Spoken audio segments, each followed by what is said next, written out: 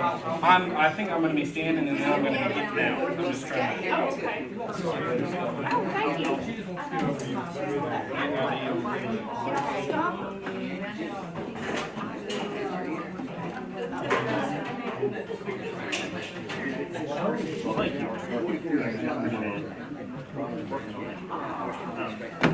That's what it's really about. And if you have any questions, I'll put this in here, thank you. One of those. yeah. That's yours as well. Oh, okay. Are you? Yeah, but I think we're all right. I think I'm all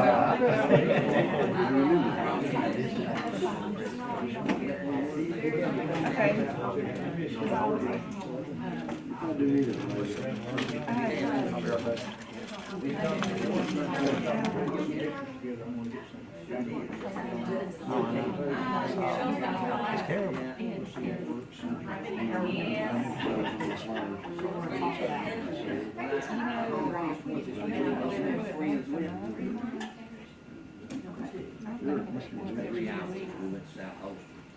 And then if our people need to show you that in between,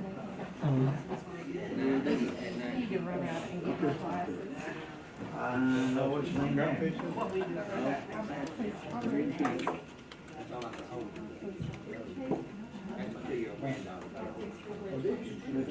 time this car said fried chicken. We had those, we brought seven.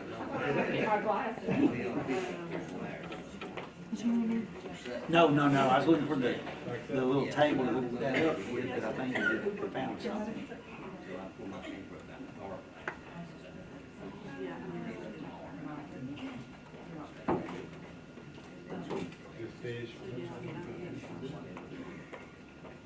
Used to get south over the piece of the dam and catch trout. It's real deep right there at the dam.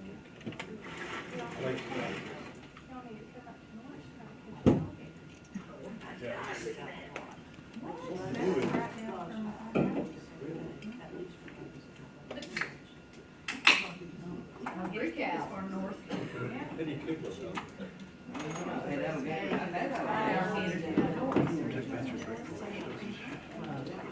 I have 9 things. I got my wife's license, her version of t-shirt.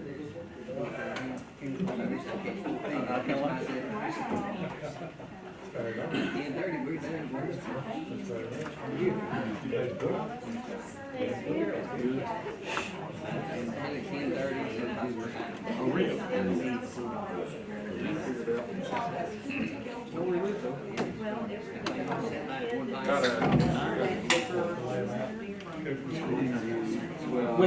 Where are you?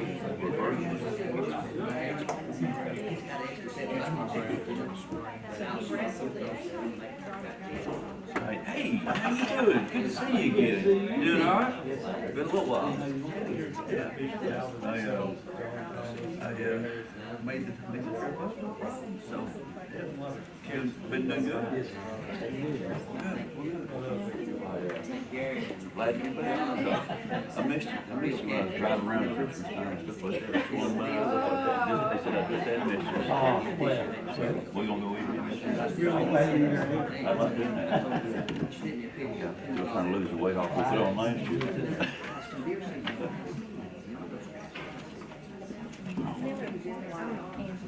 Being about here. Is what? Oh, okay. Very nice to meet you. Yeah, this is Jason Pope. Ben about here.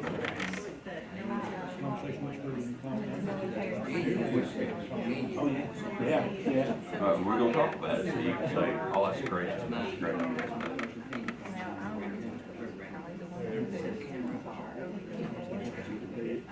Why are we doing the roller? Overhaul. Yeah, that's what we're all about. Trying to make it so that it's good. Right, but it would be.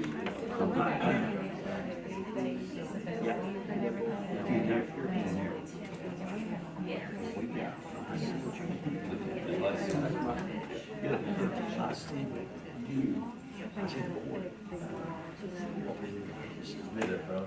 You all right? How are you?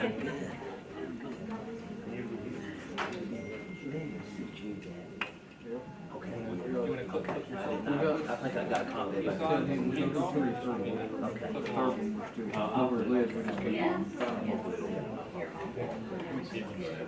I might let you sit here or stand up. Actually, you'll be right there. Yeah, get out of the way. So what's the rest of these features over here? You got a board?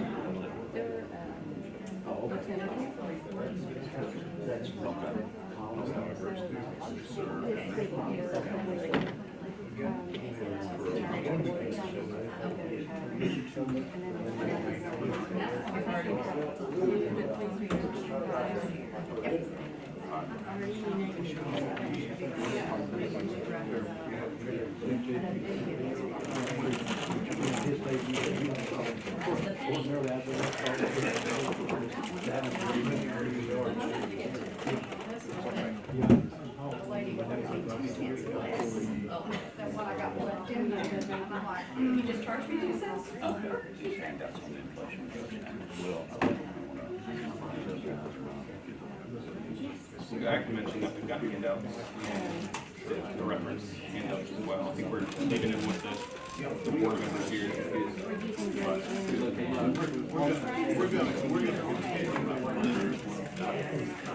Doubly prepared.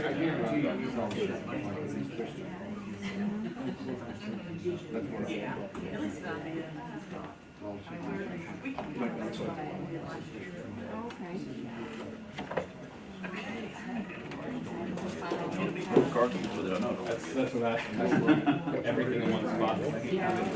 2 phones, 2 sets of keys. Yeah, that's what I got 2 sets of keys to.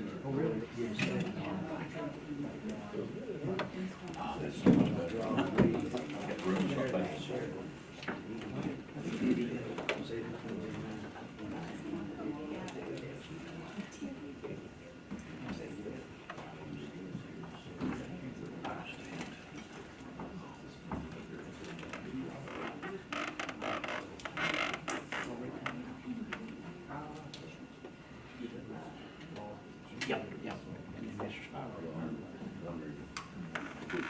This way. Down off to the side, right? You did. I can move my bag. Legs are gonna make it easy. Oh, that's still might work.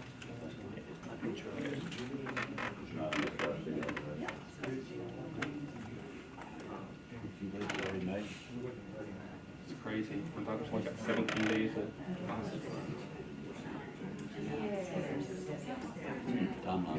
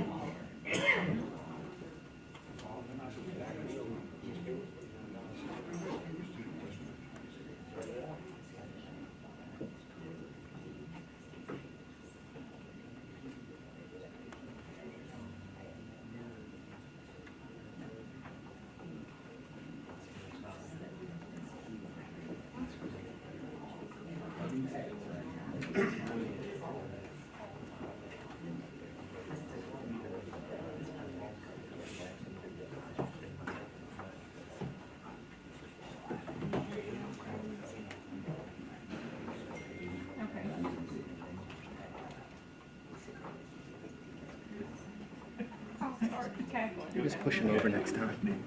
I'll point it, see if it's that. Yeah. So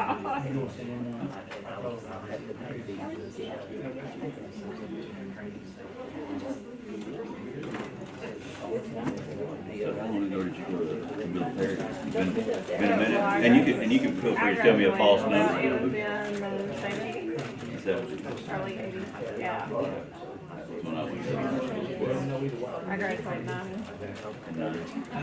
Okay, so you're younger than I am. That was a long time ago. It's like forever ago. Yeah, she was wanting us to, I graduated in but I haven't. Albies, review and campers. Okay, so I was before, amazing. Yeah, and then I'm sure in touch with I know. All the youth, the young people, all the youth is wasted on the young, right? They don't know if they've got it. I'm gonna ask you a secret. Probably it says.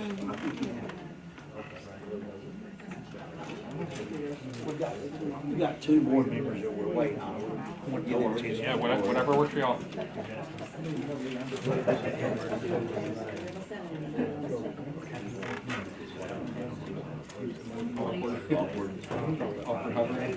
There you go.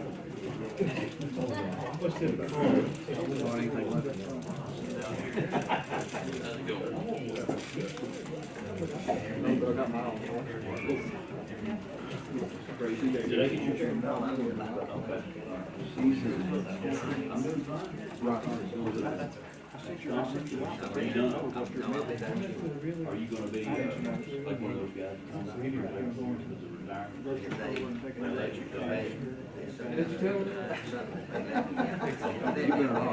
What about,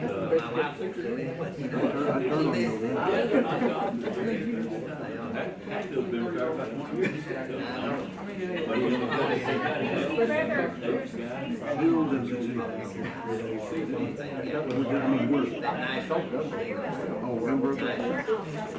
All right, see you Monday. I'll give you that. Thank you for your service. Appreciate it. I'm just calling you now. Gotcha. And that's not the fine. Right, I understand. But if you see something, let me know that's going, hey, what about this? Because I don't want to miss something. Right. By the way, yesterday, they lowered that new boiler. I didn't think it fit. It looked to me like it was stuck. But they took it down and through the Through the door? Yeah. But it's inside. All right. So it's just a matter of hooking it up now. Yeah, they gotta get it. I'm curious how they're gonna get it from there up on the Oh, platform. on the platform. Because they had a lift that they lowered it down and guided it in there. And Now, I I don't guarantee you know. there's not, Yeah, I don't know how there's they're not gonna. place for, I mean, you're not picking it up. no, I've done stuff like that. It didn't end well. They were over there working on it as I left. Yeah, we used to move wrestling, that's what you really know way in comparison, but that ended up in a surgery about 25, 30 years later. Yeah, similar.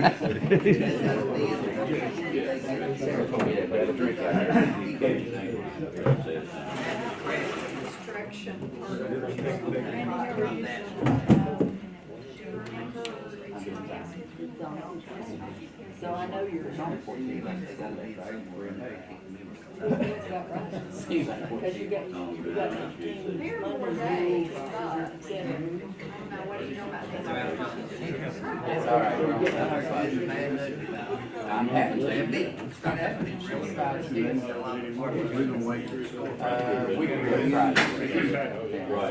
I could still. Go right by our lunch. I'm gonna do that way with that. You get it in on here then? Yeah.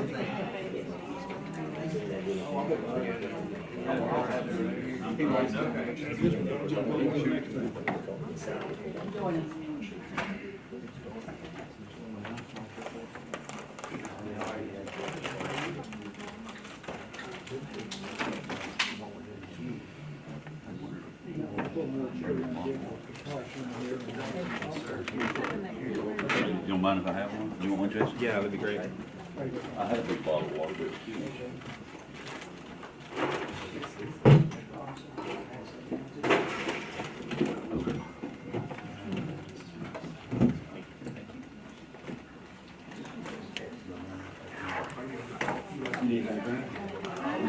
Water would be great.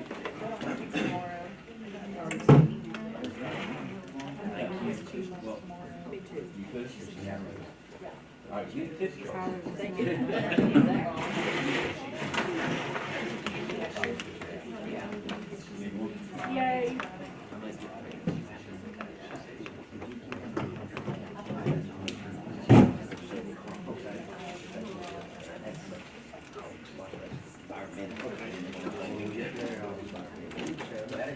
Texas, they got paid.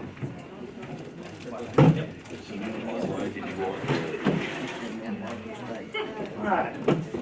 Sorry for the few minutes delay there. We're at 4:35, so we'll get right into our work session. Thank everybody for being here today. Really appreciate everybody being available and being present. It's really beautiful day outside, so thank you for coming in. On our work session agenda, Mr. Hubbard has asked CMTA if they would be interested in coming doing a presentation for us today about our project to replace the boiler, currently to replace the boiler at Miller Perry Elementary School. And this is a potential option for us to consider before we go all the way into that.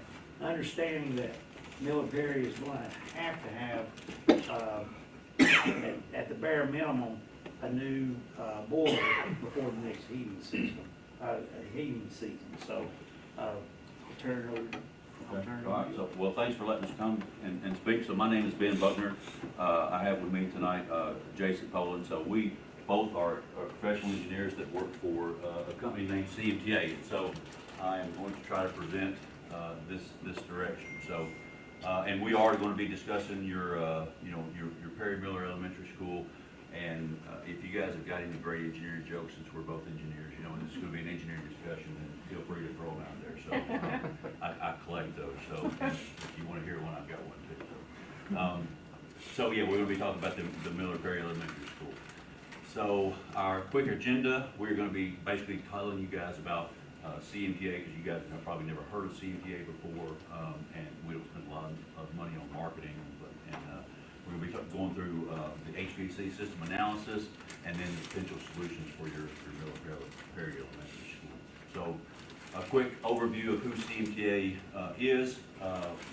We are a 55-year-old mechanical, electrical, plumbing, design, engineering firm. We've been around a long, long time. We've got almost 900 employees and almost 240 professional engineers. 2 of them are here with you tonight. 44 offices. We're growing rapidly. When I started with CMTA about 6 or 7 years ago, we had 12.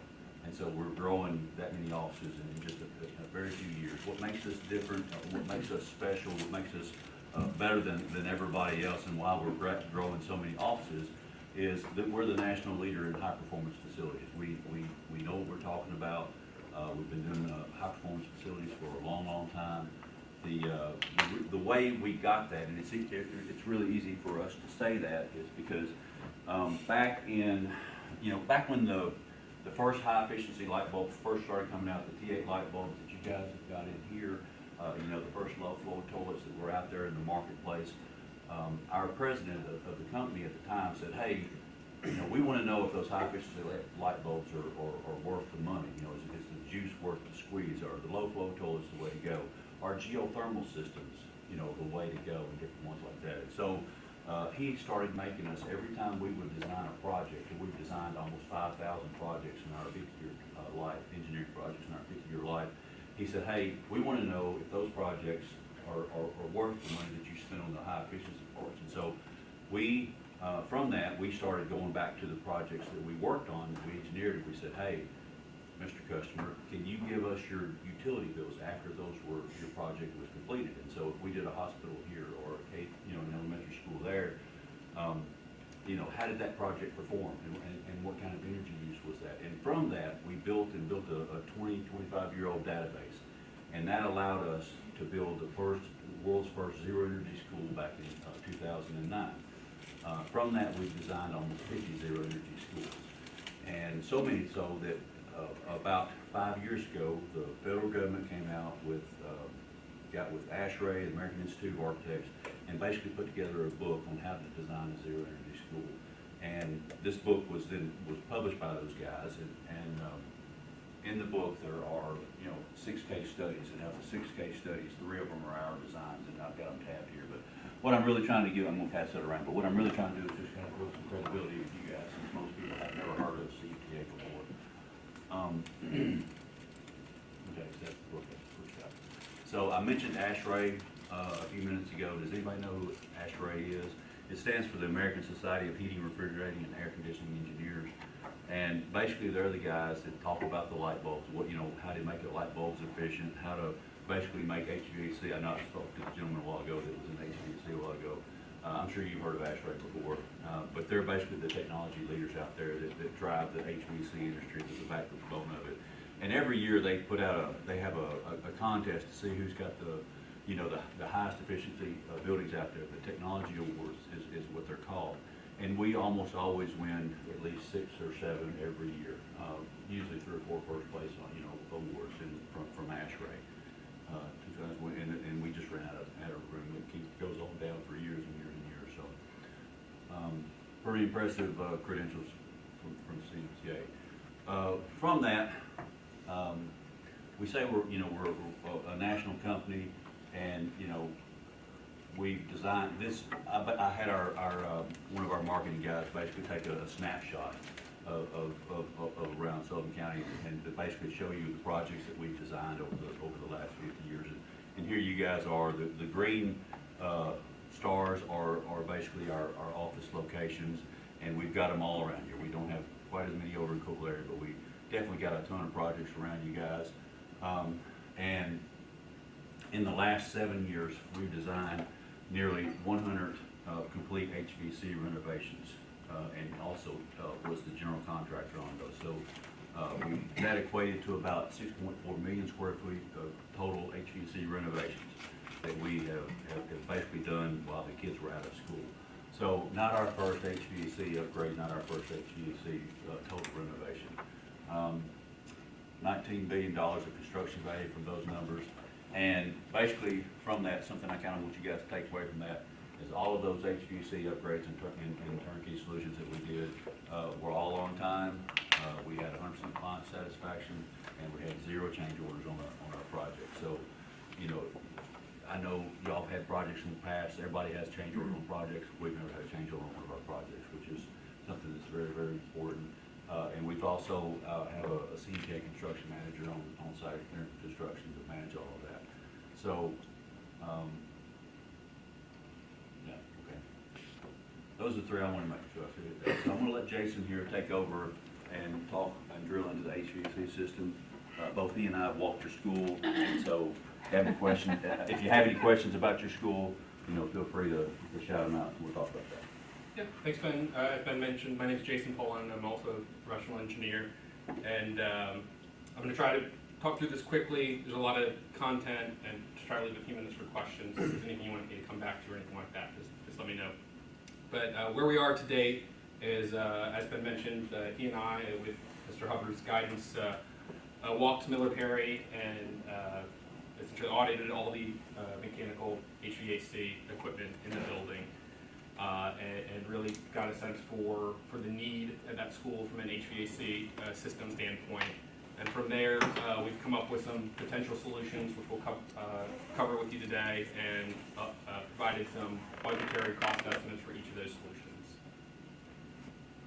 So the first thing we did is to try to get a high-level, kind of holistic understanding of what's going on in the building, as far as the types of HVAC systems that are in the building.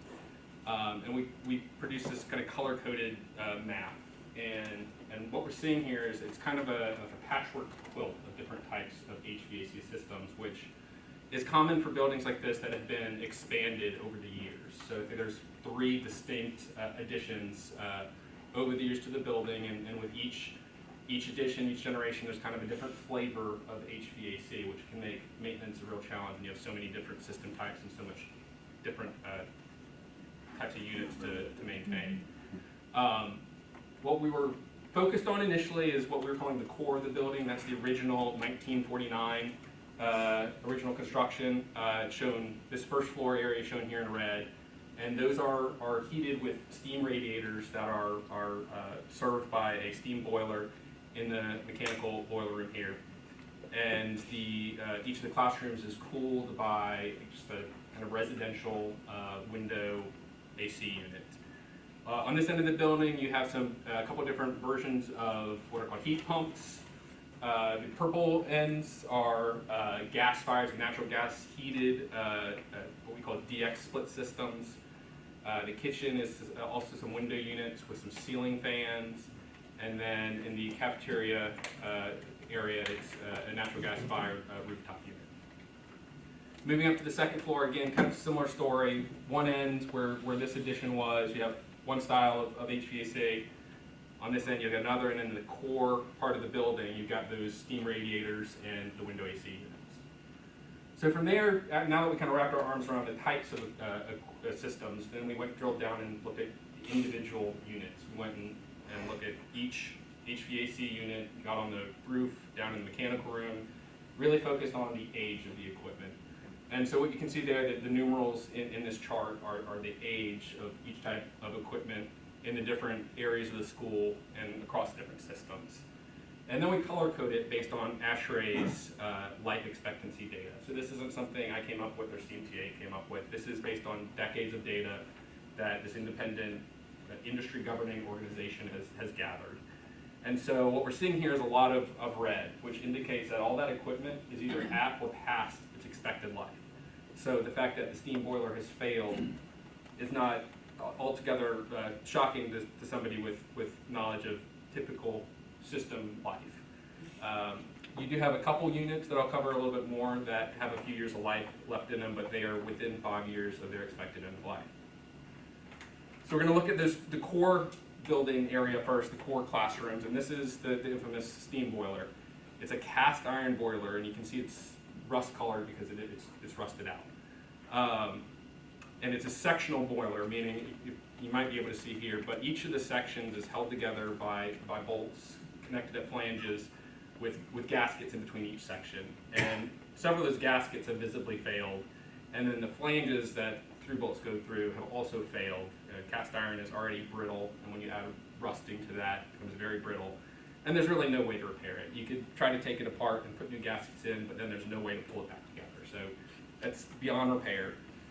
These are the steam radiators in the classrooms, which are non-functional without a boiler, and like I mentioned, the kind of traditional residential style window unit, which in the industry we call window shakers because they can be quite noisy and distracting.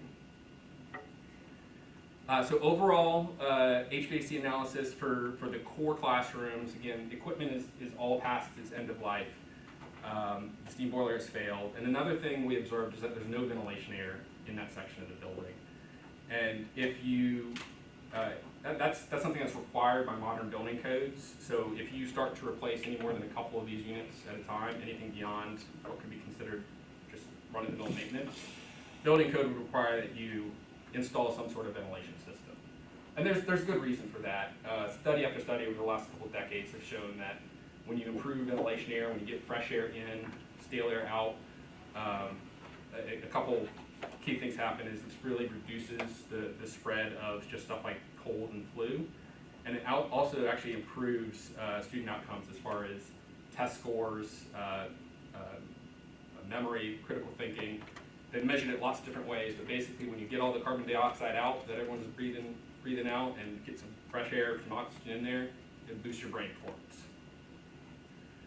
So looking at the different building additions, again, a lot of red, a lot of equipment that's already past its expected end of life.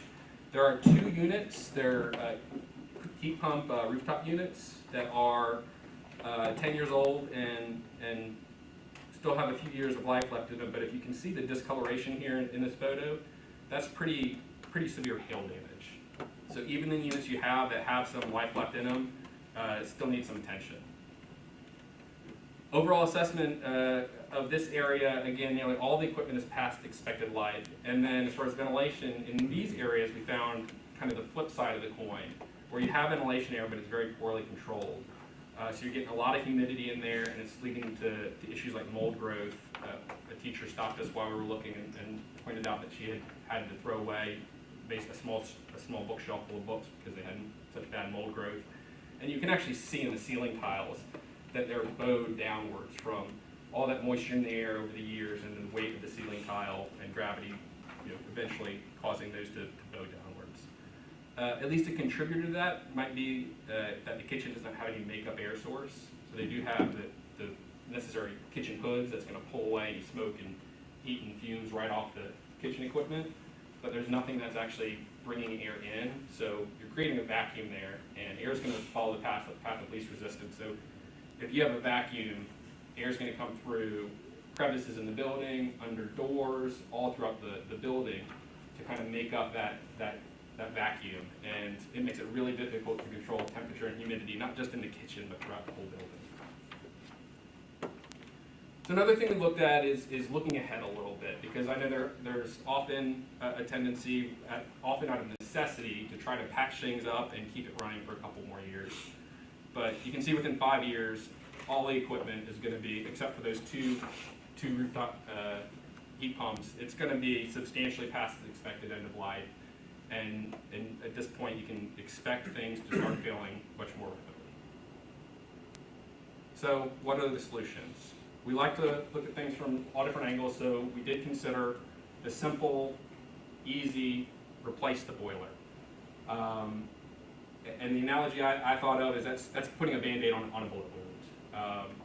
The analogy that Ben thought of was that's like taking a 7-year-old car and putting a brand new engine in it, but not touching anything else, leaving the old wheels and tires. So that car would be from 1949, puts a brand new engine from a car from 1949, right after World War II. That's how old the system is. Yeah, but yeah, you might get another couple miles out of it, but the wheels are going to come off. So the pro of that is it's a quick, cheap, easy fix, but the downside to that is the imminent failure of the remainder of the system. That piping, that steam piping, is 70 years old. It's basically held together by its own rust. Leaks are going to continue to develop and propagate. It's going to be a maintenance burden, and again, that's going to continue to snowball. And it's also just a very inefficient system, not just by nature of its age, but steam systems are very inefficient, so you're paying a lot more for your utility bills than you really have to. And then there's the ventilation air issue, which means you likely have higher rates of cold and flu transmission in those areas, and an appreciable impact on test scores and student performance. And the noise from the air conditioning. And the noise from the You mentioned that, I think, when we first started. An alternate solution is a boiler tower renovation. It's a water source solution, meaning that water is used to pump around the building to move heat into and out of the building. So these console units would go in each classroom to provide heating and cooling. This is a dedicated outside air unit, which would provide ventilation air. This is a high efficiency condensing water boiler, and then a cooling tower. These are just representative images. We don't have any tie to any manufacturer, so we would go with what's best for your district and what the best value solution is for your school. But these are some common solutions. The advantages here, you're going to have the improved indoor air quality. It's going to be a much lower maintenance burden, and it's going to be a much more efficient system. The downside is that it will require a short-term rental boiler to bridge the gap this winter. It has a higher first cost, and then this is a little bit of foreshadowing to option 3, is that the boiler and cooling tower have more maintenance in a geothermal system and a shorter lifespan than a geothermal system. So option 3, as you might guess from that lead-in, is a geothermal system. It is also a water source system, so the console units and the outdoor air units would remain the same, but instead of using a boiler and a cooling tower, there's a geothermal well field that will be drilled in the field back behind the playground at the school. Advantages there is you still have that same improved air quality. It's the lowest maintenance burden. You don't have the boiler or the cooling tower. You lose a couple pumps. It's a water system instead of steam, so much lower on maintenance as far as the burden there. It's a much more efficient system, so your year-over-year utility bills are going to be a good deal lower. And it's actually the lowest cost after federal investment tax credits, and I'll cover that more on the next slide.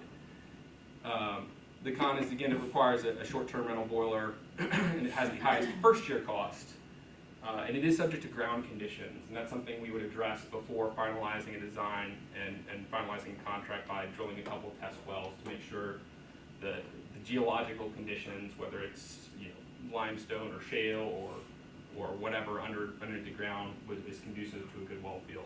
Is something we test ahead of time. So the investment tax credits, so the Inflation Reduction Act that was passed a couple of years ago makes changes to existing policy that was already in place for private entities that incentivize the adoption of geothermal systems.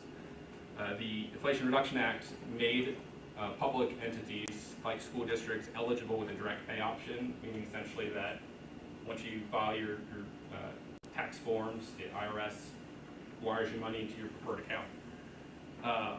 The base tax credit is 30% of the cost of the system, which includes the well field, any of the equipment that's installed, that's attached to the well field, and the soft costs associated with that system. There's also a 10% domestic content adder, so if it's made in the USA, and the steel, 40% of it's made in the USA, and all the steel in the projects in the US, made in the USA, you get an actually 10% bonus, so that can bring it up to 40% of the overall system costs comes back to you as a tax credit. There is a prevailing wage and apprenticeship requirement, but that's only for systems over 284 tons. Your system would be more around 200 tons, so that would not apply here. You wouldn't have to worry about that. So what we're showing here is green is the cost of a geothermal system, red is the cost of a boiler tower system. And so the first cost for the geosystem is higher, but you get that credit back in year 2, and then it's tough to see in this image, but those are actually continuing to diverge as the green, the geothermal system is more efficient, there's less maintenance costs, there's less utility costs. Have you guys heard of the Inflation Reduction Act before? You have. Everybody's sort of kind of familiar with it a little bit.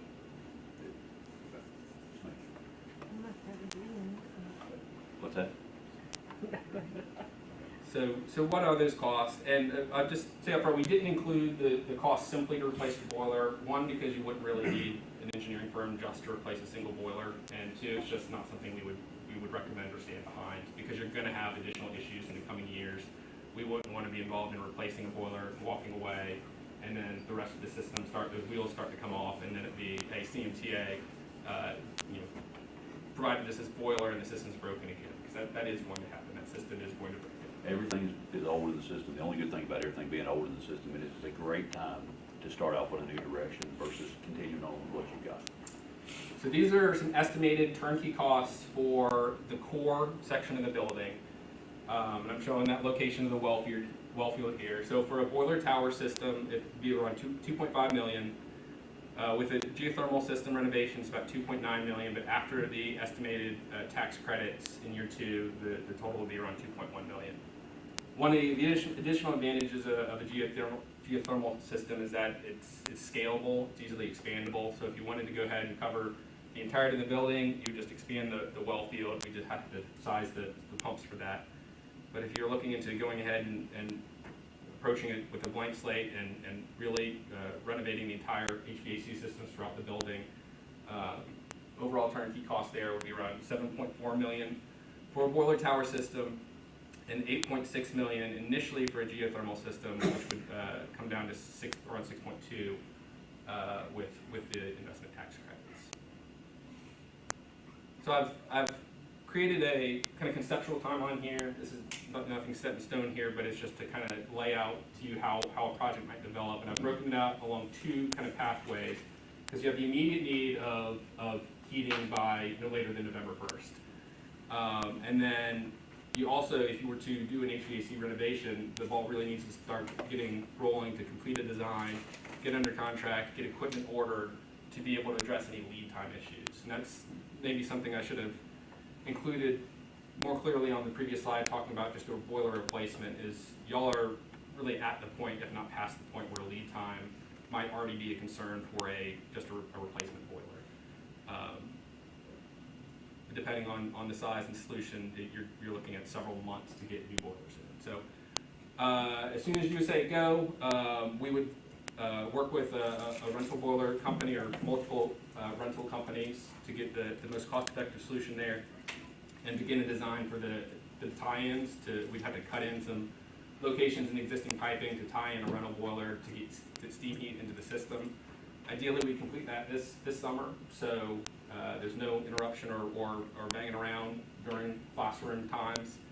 And that way, once the fall semester starts and things start cooling down, you can go ahead and get a rental trailer with a boiler in place, and then hook it up, and you'd be ready to go when you need heating.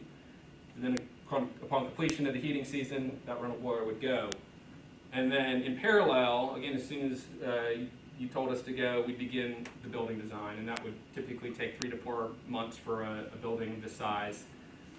From there, once we have a complete design with y'all's input on needs and preferences as far as equipment and obviously the big picture solution, we put that design out to bid through a transparent, open book competitive bid process. Again, we're not tied to any contractor or manufacturer or equipment vendor, so we're really looking for the best overall value. Again, with Sullivan County's input on any preferred vendors or any preferred subcontractors or anything like that. Then with those values, we get in through the bid process, we put together a contract. As soon as that's signed, we order equipment that we really want to do no later than November to be able to get equipment on site to ensure that there are no delays starting renovation in right around this time next year as schools get ready to let out. There are things we'd look to try to pull forward in the schedule to really ease that summer construction schedule. So an example, and this again is conceptual, but something that we commonly look to do if the solution is a geothermal solution, we could do something like starting well field drilling in January. We fence off that area, make sure it's safe and protected from kids and any runoffs controlled, down the hill from an environmental standpoint, and work during the school year. And that way the geothermal well field could be ready to be tied into the system as soon as May. So that's the kind of forward thinking we try to provide to make that summer construction schedule go smoothly, and it's part of why we've never missed a turnover date out of all the 100 HVAC renovations we've done. So that's all we have. I have a list of references here. We have some printed out as well. Another differentiator to CMTA is that we consider all of our projects, 100% referenceable, meaning that we don't have bad projects. There is somebody at every project, a client at every project that will vouch for CMTA. So this is just a few. We can provide them for many others, and we encourage y'all to actually contact those references and listen to not just what they say, but how they say it, because you're typically going to get a very enthusiastic response about how our CMTA process works and final solution that we're able to provide. So that's all we have. If there are any questions. And I brought some Inflation Reduction Act slides if you want some information on those. I think I've got 4. I think I've grabbed some more. So the timeline on that, the April and the May, where it says that you would be done by May, what would you do with the heat, the cooling during those months of next year? So this is showing, so we would start the full-scale building renovation next May, a year from now, and we would be complete before the start of school. That next by August or whenever y'all we put these projects 8 to 10 weeks if we have to. So we would take out come May, soon as students and teachers are moved out of the spaces and y'all give us access to the building, we're going to rip out all those window AC units, and then 10 weeks later, those console units I showed, and the design's obviously not complete, that's a conceptual idea, but something like the console units will be in place for the start of the next school year. And if you guys want to add anything to it, like the kitchen hood or something like that, we would add that into if you want to do something else to dial into whatever you want, but small part of the whole thing.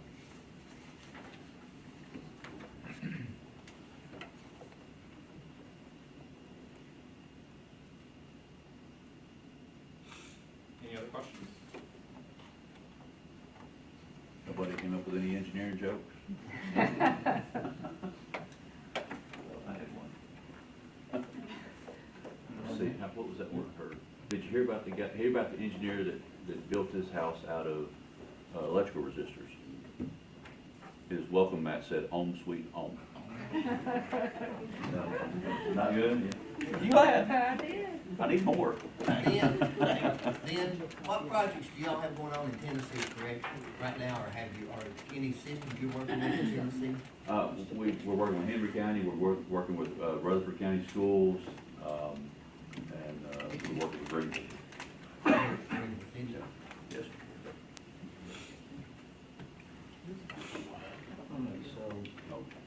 Thank you. You're welcome. If y'all have any questions, feel free to shoot it to us, you know, and let us know what those are.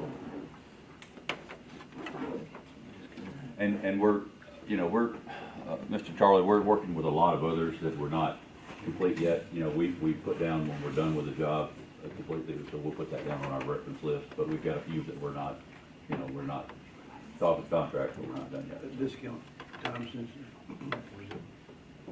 30, 40%. Is it discount time sensitive? No, so it's, so we've already applied for, I think, did I hear 190 million? Is that what that was? That's right. Yeah, so we've had $190 million worth of projects applied for the Inflation Reduction Act already through the projects we've done. When that, you know, the first checks start rolling, then we'll let you know. But it's kind of great because usually geothermal is the most expensive option out there, you know, bar none. And in this case, it's one of the least expensive options that you've got, lower than the boiler tower system. Yeah, I think there's a sunset date on the policy out in like, I think it's like 2034 or something, Yeah, way so out there. We've So- got some time. Definitely got some time. For sure. This would require a bid proposal, would it not, Charlie? I'm sorry? This would require a bid proposal. We'd have to send the RFQ out, yes.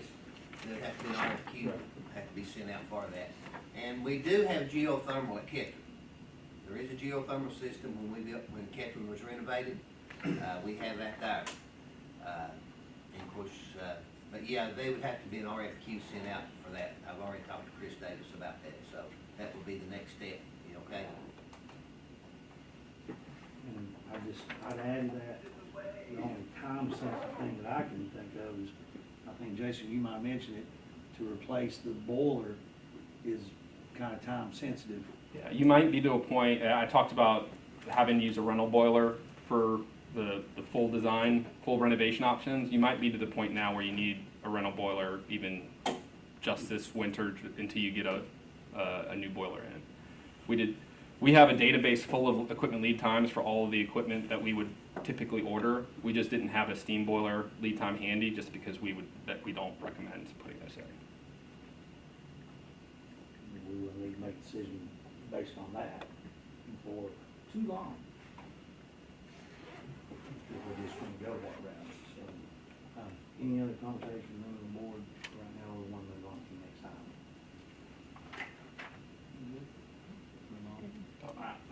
Thank you. Appreciate it. Thank you. Okay, next on the work session agenda is artificial intelligence, policy procedures. Mr. Mayor is going to talk just a little bit about that. This is a rapidly changing dynamic to education and just in the world in general. And we anticipate that TSBA will probably be coming out with policies later this year, and proposals for school boards to adopt, but we're just going to talk just a few minutes here. If you'll take us through that, please. I'm sure when you all saw this on the docket, you were extremely excited to dig into this wonderful topic. Something that just 10 years ago seems like science fiction is here now. So what we want to do tonight is just give you a very condensed summary of kind of where we are in relation to the recent legislation from Tennessee and kind of how that is going to play into some things that you guys will have to move on in literally in the next 2 months, but also kind of give you an idea of sort of where we are at from a technology standpoint here in Sullivan County Schools, kind of our view on moving forward in this topic, and then obviously certainly get your all's guidance moving forward. So I want to just touch really briefly, just so we have sort of a frame of reference of what we're talking about when we say AI. And I think everybody in here has heard of AI, obviously, and it probably has a pretty good idea of what we're talking about. But just to summarize, artificial intelligence is a branch of technology comprised of machines and/or software, mostly software, that mimic human intelligence. It's used to perform tasks that require human thought, like understanding language, recognizing patterns, and making decisions. There's many different types of AI. Some things you probably maybe have not even thought about, but they range in doing specific tasks, generating new content, predicting future outcomes, things like self-driving cars, Siri or Alexa, all these things that you obviously have used, probably everybody in here quite possibly has used these things. even things like, predicting your Google searches as you're typing in Google and it wants to fill out what you're going to search for. All of that, in some form or another, is what we're talking about with AI. It's rapidly growing. AI has really been in the work for years, but specifically in the last 5 to 7 years, it's really started to ramp up. And I think it really sort of jumped into the overall sort of daily consciousness in America just in the past year and a half with ChatGPT, which I'm sure everybody's probably heard about, maybe even used that as well. So a couple real quick things on the 3 main areas of AI that we look at. There's reactive AI, tools that respond to specific inputs or situations without learning from past experience, things like Alexa or Siri, Roombas, chess-playing computers. So it's just really dealing with sort of the here and now. It's not really learning that much.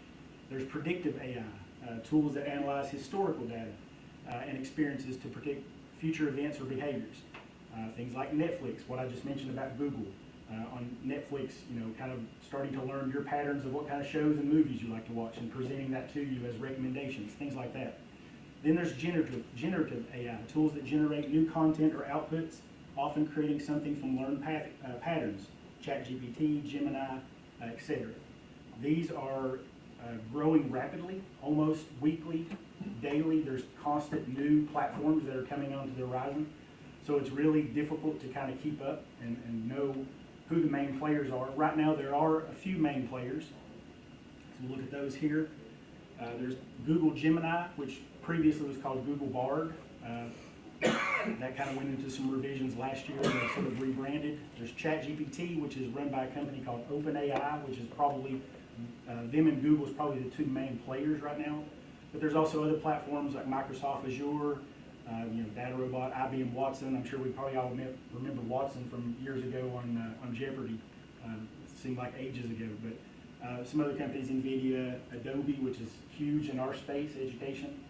They have a lot of AIs coming on board now with graphics and things like that being generated. But specifically, as it relates to us in education, generative AI is kind of the main focus. So generative AI, just in a nutshell, is it's a program, a platform relying on large language models. These models, they take many massively large databases and they create their own algorithms which can train the model to predict patterns. Once trained, the system can generate customized content based on user specification. This can be text, images, sound, code. And this is where we start getting into the more we feed it, the more it gets fed, the more databases that it pulls from, the more content that we are putting into it daily. When I mean by we, I mean everybody that's on the internet that's interacting with these platforms. It's learning, and it's learning very quickly. So generative AI is kind of the main focus on its impact of education, because this is where you start to get into the creation of things, whether it's a school paper for a student or some type of new image or sound. Coding is starting to be huge, where we're using AI to actually do the coding. Whereas previously, we've got engineers, we've got, coders. Now AI is starting to sort of, kind of step into that space as well. So kind of where are we at in terms of guidance? And this is rapidly changing. There's more states right now that are working on this, but right now there's roughly around, I think, 7 states that have issued some form of guidance from their state level education departments, or in the case of Virginia, from the governor. Like I said, there's probably another 10 to 12 right now that's working on guidance. But you've got some of the main players. Virginia was an executive order from the governor, just sort of instructing them to start putting some policies and procedures together.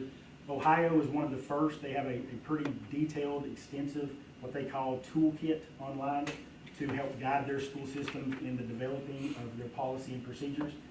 All of these, though, if you dig into them, you're not really going to find a lot of opinion on how they want their schools to proceed. It's really more guidance on how to, what are the questions we need to be asking, what are the things we need to be focusing on as we, form our guidance, our policy, our procedures, etc. Oregon and Washington they were pretty close to Ohio, and they have pretty extensive toolkits currently. And like I said, there are some others that are working on things right now. So in Tennessee, we just had recent legislation in February. There was two forms of legislation. I think one of them, the House bill, almost reads like more of an amendment, really. to a previous code. But basically, in a nutshell, it's instructing all K through 12 and charter schools in Tennessee to have some form of an AI use policy and submit it to the state by July 1 of this year. This was signed into law on March the 11th.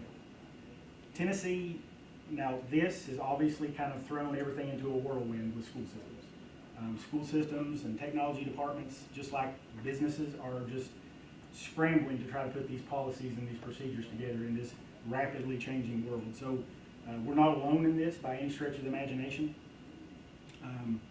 Interesting enough, colleges were given to July 1 of next year to implement their policy. But that's kind of where we are. So that's the sort of the impetus of putting this together in this new focus that we're all desperately trying to learn about on a daily basis of how we need to approach this. Because there's obviously a lot of questions. So that being the case, let me give you kind of a snapshot of sort of where we've kind of landed here in Sullivan County of moving forward. So as Mr. Carter said, the TSBA will be providing some form of AI policy to you guys. I think Angie said after the, they gave some direction after the legislative session that they would be working on that, so I don't know exactly when you all will see that.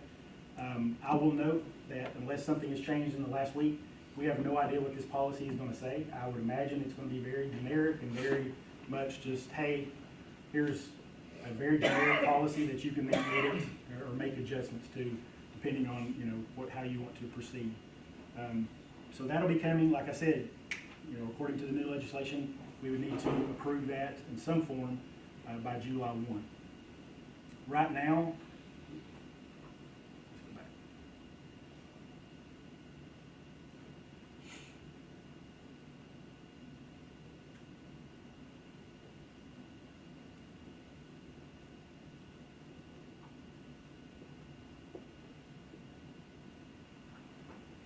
Predict what you want to share. no, I don't have any on it.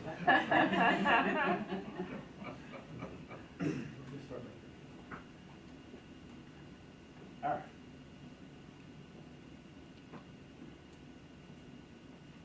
There we go.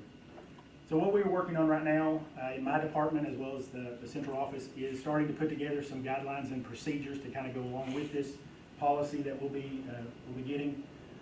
It's in the very early stages right now. We're just sort of working on a framework of what our procedure is going to be in relation to that policy. Like I said, without knowing what the policy is going to say, we're approaching it again from a very generic, sort of high-level viewpoint, if you will.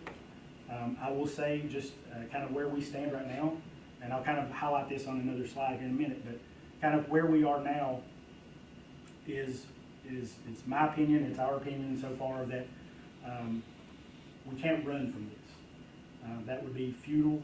It's embedded too much into our world, whether it's business or everyday life. And I feel if we need to, teach our kids, teach our students how to, ethically use this technology, then we have to start right from the get-go. So we, as of right now, we're not approaching this, and I don't imagine that's what the policy will say either, is that we're not approaching this from a standpoint of we're going to try to block it all, we're going to try to stick our heads in the sand and just hope for the best.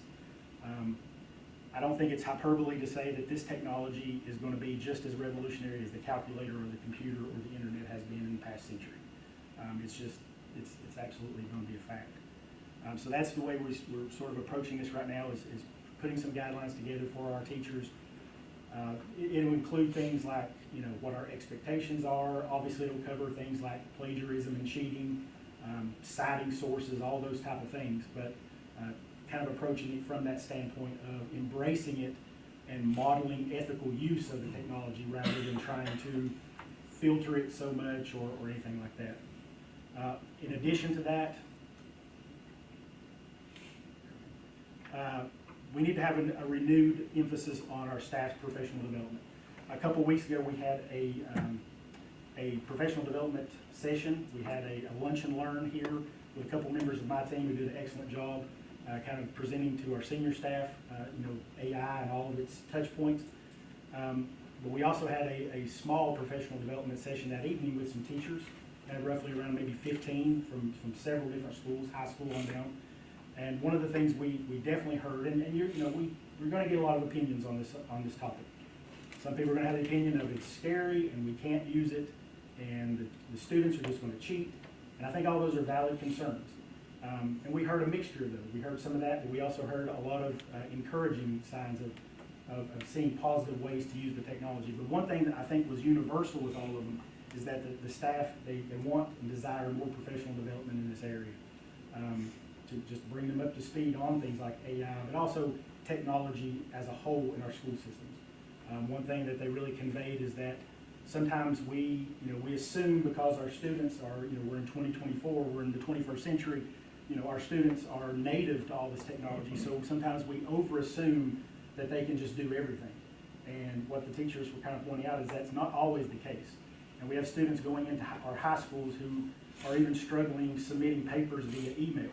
And now we're going to ask them to navigate these waters of artificial intelligence. So we need absolutely a more focused approach to professional development. And then we just have to trust our staff to engage in that. We obviously can't force people to engage in everything, but just emphasizing that, hey, the more you engage in this and the more you learn, the more better off you're going to be. And then finally, the last cog in this wheel, my lag will go, is once all this, and we'll go on. Once we get the policy in place, once we get our procedures in place, and then start these new forms of professional development and a continual professional development model for technology, it needs to be continually reviewed. AI is one of those situations that is changing every single day. It's growing, it's changing, multiple new instances coming online. This is not something that we just create a policy or procedure or guidelines and just say, okay, we're good. It's going to have to be reviewed consistently, and, with new data and with what's working and what's not. So questions that should be the focus as we look at our guidelines and procedures. This is some of the things that we think are important for our students is how can schools utilize AI to support student learning. I'll get to some of the concerns on the next slide, but focusing on how can these tools support student learning, not just worried about are they cheating, is going to be very important. So just looking at ways that we can encourage our staff to look at different ways of utilizing this in a positive way, in an ethical way. Preparing for the future. How can schools prepare students with the skills to thrive in an AI-infused world? Again, with the realization that this is here and it's not going anywhere and it's only going to become more and more prevalent. So, preparing those students to go into higher education, to go into the workforce, and you'll see some stats here in just a second of why that is so important. And then finally is supporting our educators. How can AI support educators both with teaching and by freeing up time to allow them to focus on students? And I think one of the big things, and I know we kind of showed the teachers some of this in our PD, is how can AI help them, if they're not afraid of it and they're willing to engage in it, how it can help them to make more efficient choices in their lesson plans, in their use of time, so that they can then focus on more creative ways to teach our students, rather than being bogged down in the mundane aspect of creating documents or maybe creating lesson plans like they've always done it. Obviously, there are concerns, and we don't want to ignore that. One of the initial concerns we've kind of looked at is the terms of use and age restrictions on these AI platforms. Most of the AI platforms, and of course, anytime we go, we start looking at technology, or you're buying something online or something, some piece of software, you've got these pages and pages of these terms of use agreement that nobody ever reads. We just scroll up and click OK. But in most, a good amount, maybe the vast majority of all the online AI systems is currently in their terms of use, things like Gemini and OpenAI, ChatGPT, etc. Most of them specify that the age of use restriction, guideline, however you want to look at it, is 13 and above. So that is going to be a question, an issue I'm sure that not just us are going to have to sort of navigate around as how we embrace AI in our schools in the lower grade levels, because they're going to use it too. This is not just a high school thing by any means. I will say that in researching this is definitely a point of concern from a lot of school systems. I'm obviously no expert in the law by any means. In my research, one of the things that seems to be the focus on this first one is, and I think it will apply in our ultimate guidelines and procedures, is that as long as the school system is not requiring a student to use a specific platform by name. That's how, I will say, at least that's how seemingly most school systems are sort of navigating that water. Whether that's right or not, we'll obviously need to kind of dig further. But I think that is an important point as we develop our guidelines and procedures. Because of this subject, this area is so much rapidly changing daily. If we try to hone in, like, you know, a year and a half ago, when ChatGPT sort of busted online, a lot of school systems right off the bat were blocking it. I mean, that was just the initial reaction. So, but now where it's constantly evolving and so organic, if we start naming specific platforms, whether we trying to filter something or encourage the use of something, we probably need to stay away from naming specific platforms, because tomorrow that could be outdated. So that is a good idea not to do regardless.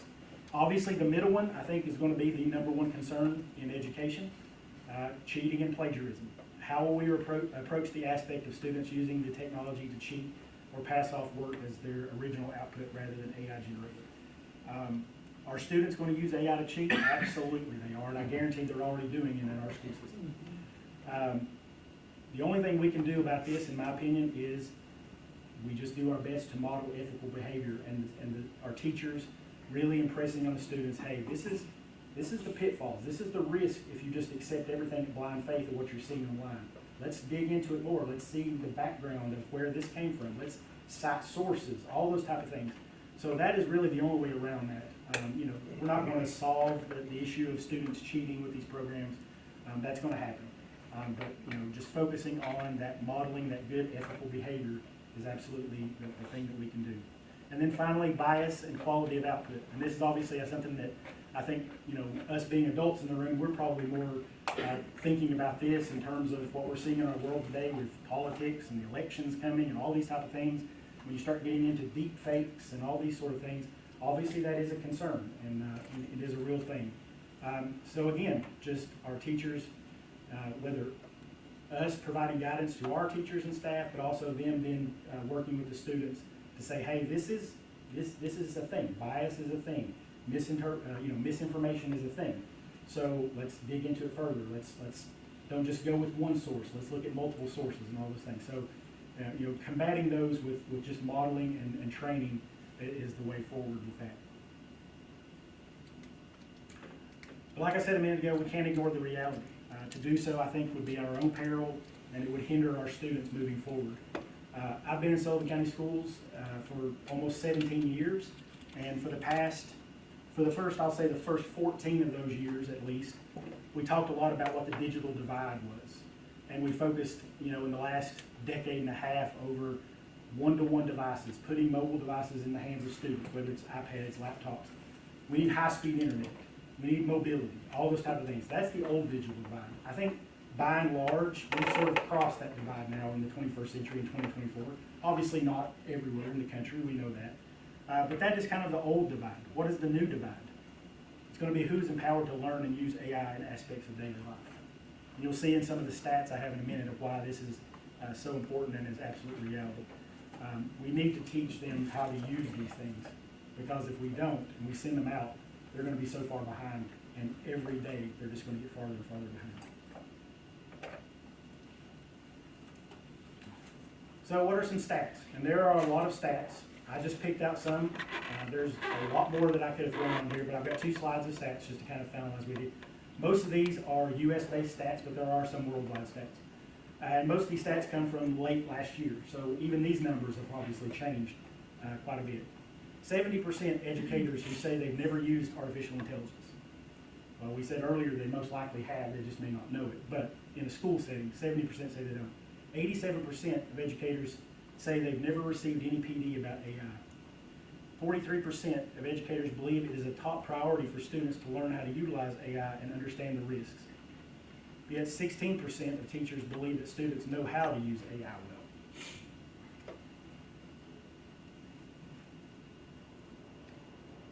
So what are we sending our students out into? 73% of U.S. companies currently, and again, this was late last year, use AI in some aspect of their business. 96% of companies in the U.S. hiring this year, 2024, say that candidates with AI skills will be at an advantage. 20% of enterprise employees will need to be reskilled in the coming decade. And the market size of artificial intelligence will go from roughly 208 billion this year, and within the next 6 years, will go to over $2 trillion. So you can see, obviously, a lot of big numbers. When we talk about preparing our students for the future, this is absolutely going to be a monumental thing that is going to affect how we do education, not just in Sullivan County, but in the United States and the world. Like I said earlier, we are not alone in sort of trying to play catch-up. So it's not just a Tennessee thing, it's a nationwide thing. You know, because of the rapidly changing, and really, like I said, you know, just in the last year and a half with the sort of the explosion of ChatGPT, sort of getting it into the national consciousness, really, it's just become and exploded that much more. So, any questions for me?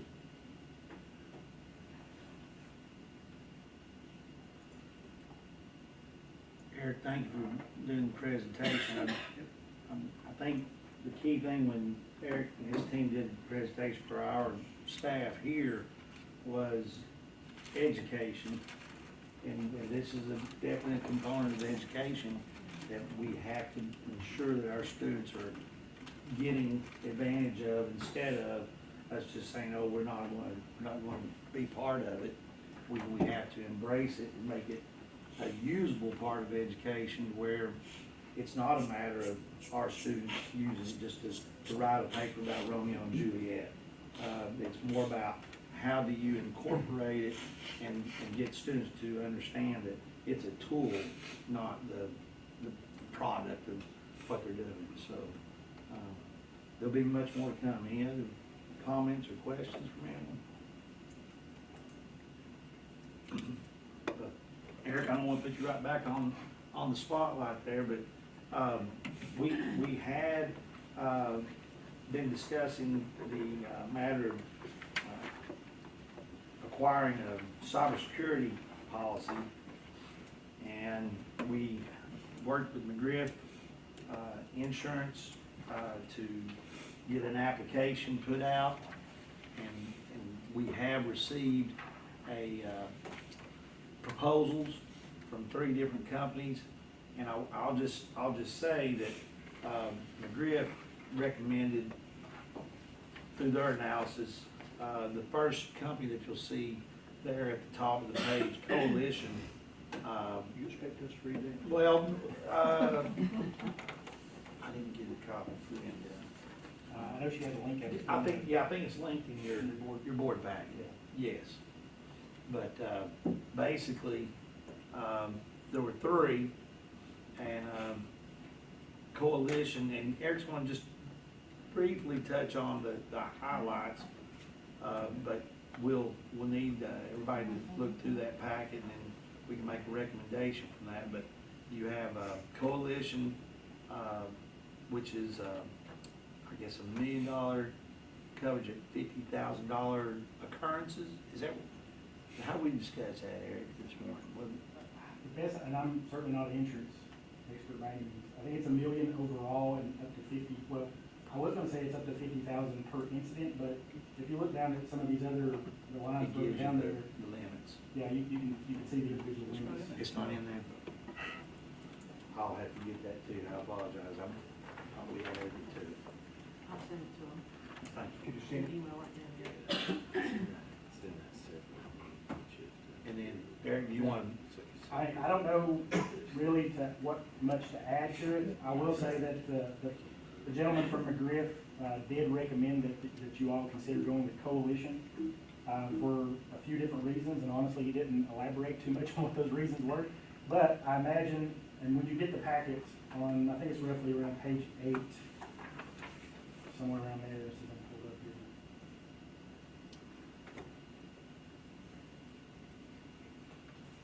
They did have some questions based on our application that we presented. One was on a past, they listed as a past claim, but it wasn't really a claim. There was an incident with a former or current staff member that their banking information was hacked, and there was some issue with direct deposit. We didn't really have a claim for that, obviously, but they did have some questions about that. And then the other thing that Coalition, actually all three of them did ask, was a point that we've really started looking into as it relates to cybersecurity, is that they were all requiring us to fully implement multi-factor authentication. That's something that we did with you guys I think last year, and all of our principals have done it, all the central offices have done it, but we have not yet pushed that out district-wide for a few different reasons, but they did have, all three did have questions about that, and two of the three, which was not Coalition, which is probably another reason why they're suggesting going with Coalition. The other two would require that before they would go under contract at all, whereas Coalition would be willing to do that without us implementing that first, and then the coverage would increase to some amount, which he hadn't really said. I've reached back out to him, but I've not gotten any more information yet. But once we implement multi-factor district-wide for remote access, anything like that, then the coverage would increase. They did have another question. We currently have a server. We currently host our website, all of our school sites, our main county site we host here. It's antiquated. It's put into work, I think, in 2015. I'm actually going to be working with contractors and vendors to redesign our website, the whole infrastructure, starting in the summer. It's time for a fresh coat of paint and get that modified. But currently, with the website that we have a webmin server that is sort of tied in with that, is how it allows me to make changes to that site. Well, unfortunately, when that was implemented 8 years ago now, 9 years ago, it's not the best of setup. It has a public-facing IP, so it is a little more potential to being hacked. We've never had a problem, but that is the case. So they did have questions about that. Again, Coalition was not requiring that to be rectified before going under contract. The other two were. So I think that's another reason why they suggested Coalition. The price is not a huge amount cheaper than the other two. So I think it was just some of those questions. Some of the other two from the Marine and Crum and Forester, there was just a lot more requirements that they wanted to present before going under contract. Some different restrictions and tools sort of on top of everything else. So I think that's, without having the exact information, I think that's why, more than just the price, why they were recommending going with Coalition. That's $37,000 a year. That's my understanding, yeah.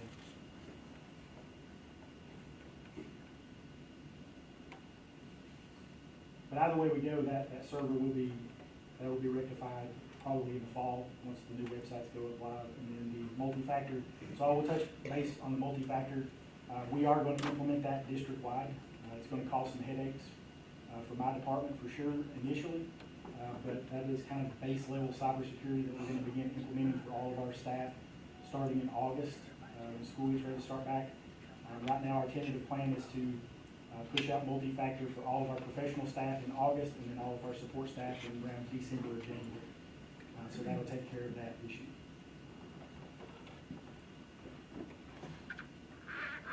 I apologize, that's not on your board packet, but I did email that and Ms. Buckler, would you? I've sent it, it should be coming via Google, but I've also printed it just in case. you Okay. have an She access said point. it's on the office available. Right. She said April 26th. It's on work session. Yeah, on the Yeah, work if you session. want to copy that one. And then I got sent to everybody an email as well, so, is this an item, oh, thank you. An item that, we want to wait until June and come back, We don't need to vote on it. we just need to vote on it, or do we vote on it? Tonight? Any conversation, discussion? My opinion is we gotta have, I mean, it's which one we want to give.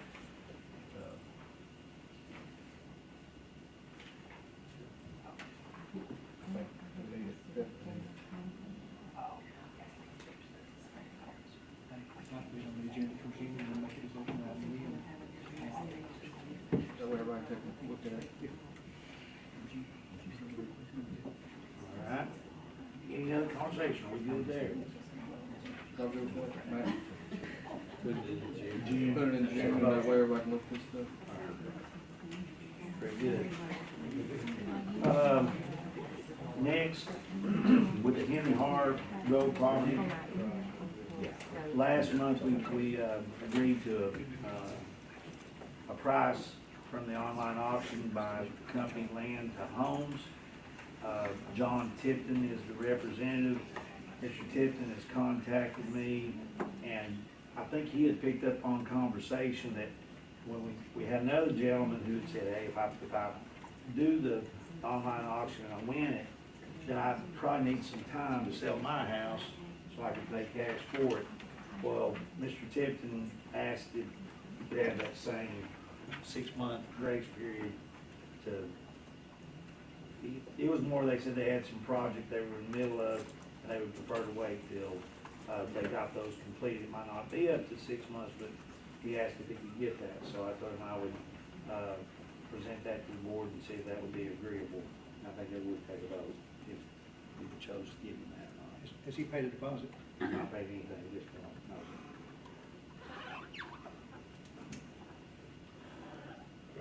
I offered a deposit. I'd get a written contract with at least a 10% deposit.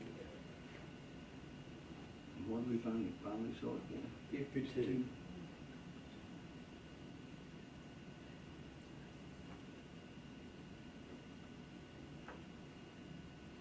Well, and add to that conversation, I've had a gentleman, I think he's reached out to Mr. Robinson, but he's interested in the house and lot, and wanted me to bring his offer of $25,000 for the house and lot. And I told him I would share that with the board, but the minimum had been $75,000, and but I would share that with the board. So that's where that's where we're at on that. If we do anything there, I would suggest taking sealed bids. If we're determined to sell it, I'd take sealed bids and decide then after that, to go with anything under the original price. Yes. Matthew and I about it. So, what I understand is with the lands to home, John Tipton is to, that he's agreeable to contract with a 10% down, and then we would give him the 6 months. I think we should vote on that tonight to get it as part of the minutes, that way. Okay. We'll do that. Is our maintenance, we're not doing nothing on that lot, right? They're not keeping it up or Right. Which, with the house, and it's not boarded up right now, but it might be viable if we're not gonna sell it, we board it up where nobody can gain entrance into it, keep somebody from getting hurt possibly in there, what. So, but I'll present that to Mr. Tipton there. And Mr. Tatum is still mowing that lot, is he Is he? not? Okay. Well, until it's sold, he had permission to get the hay off of it. It still looks Yes, still. maintained. Right. This is just a note, there is a pre-construction meeting tomorrow on the access road. And I kind of shared this with you that the company that won the bid has asked if they could go ahead and get started on the lower side of the road, which wouldn't be any kind of interference on the school side up at the upper end, but that would gain a few weeks of time. So I think that's going to be a good approach there to get them started, so maybe they can get it finished even sooner, which was mid-October was what the 7 months would be right now, or the time would be. So that would give us an opportunity maybe to speed that up, and also give us a little chance in case there's a rainy spell there, they might be in front of it. So, but that was just information. And then one other piece of property with the Holston warehouse area, we still were waiting to determine what we're going to do bus transportation wise, so we haven't made a decision about that, but ultimately that still is an area that we're going to make a decision about, just repairing the area that's got the damage to it, or excavating it and clearing it, or what we will be doing. But we don't have to make that decision tonight. I think we're still holding on that until we make our final determination. So we don't bid anything else as far as doing this? No, because I put the brakes on that when we start talking about, potentially what we're gonna do with the transportation, whether we're gonna do that or not. And then we reached out to Mr. McCarty on whether that would be a educational use, and it seemed like his conclusion was more than likely, but not guaranteed. And there was some. When we decided to move forward, what we're gonna do, we could do without much effect to the building that we would use for the garage, and even might make it better, it depending on what we decided to do. If we decided to take the whole building down, it would pick up a lot more room for enters for buses and so forth. So if we wanted to move forward, we could make sure that we didn't mess up the building, which we have a lot of things stored in now. It wasn't the warehouse. Yeah, the warehouse. The storage, yeah. Which was what I thought we could use for buses, and it looks to me like we can. That you couldn't lift something up, you'd have to have a pit, looks like.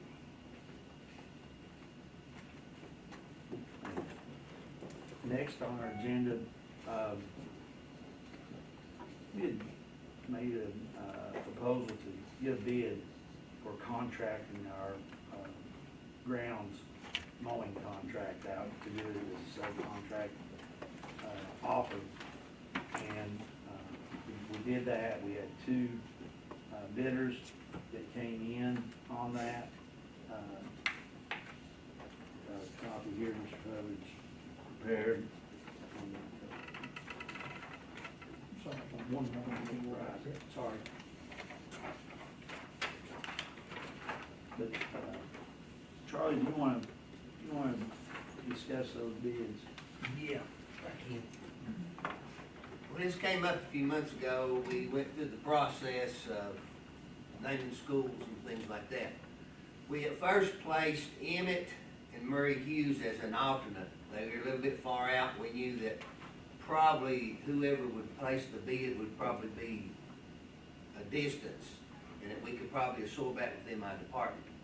Now, right now, currently, I only have 3 guys on the mowing crew. Now, not only do they mow, they also fill in custodial work at elementary schools and stuff like that. I have 4 unfilled positions currently in my department in this. After we started this process and the purchase department started the bids and stuff, then we find out later that the 2 groundskeepers at Westridge are retiring at the end of this, in June. So we put that one on as an alternate. Based on the alternates and when they all came in, right now, we have if Dave and Joe retire at Westridge, I feel like we can't dissolve both of those positions. I think one of them needs to be kept, because not only did they groundskeep, they cleaned all the trash up, they cleaned all the field houses, all the bathrooms, they done everything outside. No inside custodians went outside the building.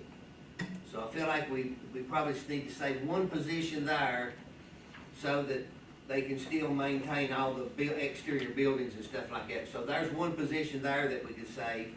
We have a groundskeeper at East Zone. He could pull into the shop and make up the shortfall for one of those 4. We have one at Sullivan Heights Middle School. I still call it South. When I'm dead, I call it South, okay? So anyway, we actually have 2 positions there, but one is unfilled. We have one in the budget for 2 positions, but we only have 1 person there. That person could be pulled in too. So that would give 5 people within my department. Now, we alone of ourselves are going to take care of, we did not put Acred in that bid, or Old Holston property in that bid, nor anything inside the athletic field ball fences. I didn't know how well they would, and a lot of times the coaches like to mow their own ball fields in season. So we will take care of all of that. Anything inside the athletic fences will still fall on the maintenance department. So basically, when we look at these bids and things like that, and I figured this at a minimum pay, starting pay, that if we still saving 6 positions, at a minimum pay of $13 an hour. That's what our starting pay is with no experience. I figured just a generic 20% benefit, you add that to it. I did not put in if whatever raise possible may or may not go in next fiscal year. I just based it on 7%. You can see that I've come up with probably somewhere around over $200,000 right there. That's not counting every few years I have to buy new mowers. A new mower right now is over $20,000. Last year I had one, we just bought a motor and replaced the whole engine for like $3,500. We try to be as efficient as we can. So I'm going to save some on as far as replacing equipment. Since I've been here, we have bought 3 new mowers, which is about every 3 years you've got to buy a new one. And then we got others we're trying to maintain. Now, you can see down at the bottom, that's based, there's their bids. We have Barracks Lawn Care, and then we have a lawn wizard that's out of Bristol, Virginia. That's their bids, and you can see what it would take to mow for one cycle. What do you mean by one cycle? Once a That week? means one mowing at every school, okay? How often? 12,000. Yeah, so if he mowed every school one time, that's the cost. Now, what I'm getting at though, Westridge would not start until July 1, okay? So it wouldn't be that total bid that I got there based on 20 mowing cycles, because they would probably be mowing it less than the 20 cycles, because he won't even begin at Westridge, and that cost was quite a bit, okay, to mow Westridge. And I have each school broken down. As they mow, each school there to submit a invoice at the month, because they might get one school 3 times, they may get one twice. They also may, we may have to call them back. Graduation's coming up. I need you to address that school. And the bid went out based on, I think that they could get as much as 26 mowings bottom and no more than 35 mowings throughout a year from April the 1st to October the 31st. And I know that within time, we may have to tweak the bid, the contract next year, because this is the first time it's ever been done. We looked at other systems, the bids that they put out, took some of their things that they had in their bids, Chris Davis did, and came up with this contract. So here's what we're at with it. How many weeks from April 1st through, said October what? 31st. I didn't count the weeks, but how many is that turn out early? I had it down and I didn't bring it paper. I think it was still about 20 mowings, okay? But then again, when you get July and August with dry weather, he may not be mowing.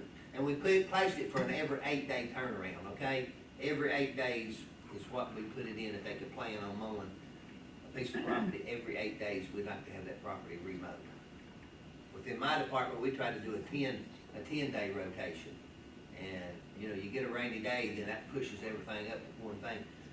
One thing about these people, they can mow weekends, after school hours, late in the evening. We don't have to worry about having to go somewhere and not testing. Last 2 weeks, of course, there are only 3 guys, we haven't got a whole lot done, but you try to stay, they don't want you around the schools while they're testing and different things like that. So now that that's ended, you know, so. Does it have mowing and weed eating? No, yes, mowing and weed eating, yes. I think the weed eating every other time, not spraying. We do not allow them to spray. We will do the spraying, because it's unknown what they would spray. What kind of precautions should be taken as far as background checks for the people coming on our properties, or if any, I mean? That was in the bid documents that Chris put out. But you said weed eating every other week?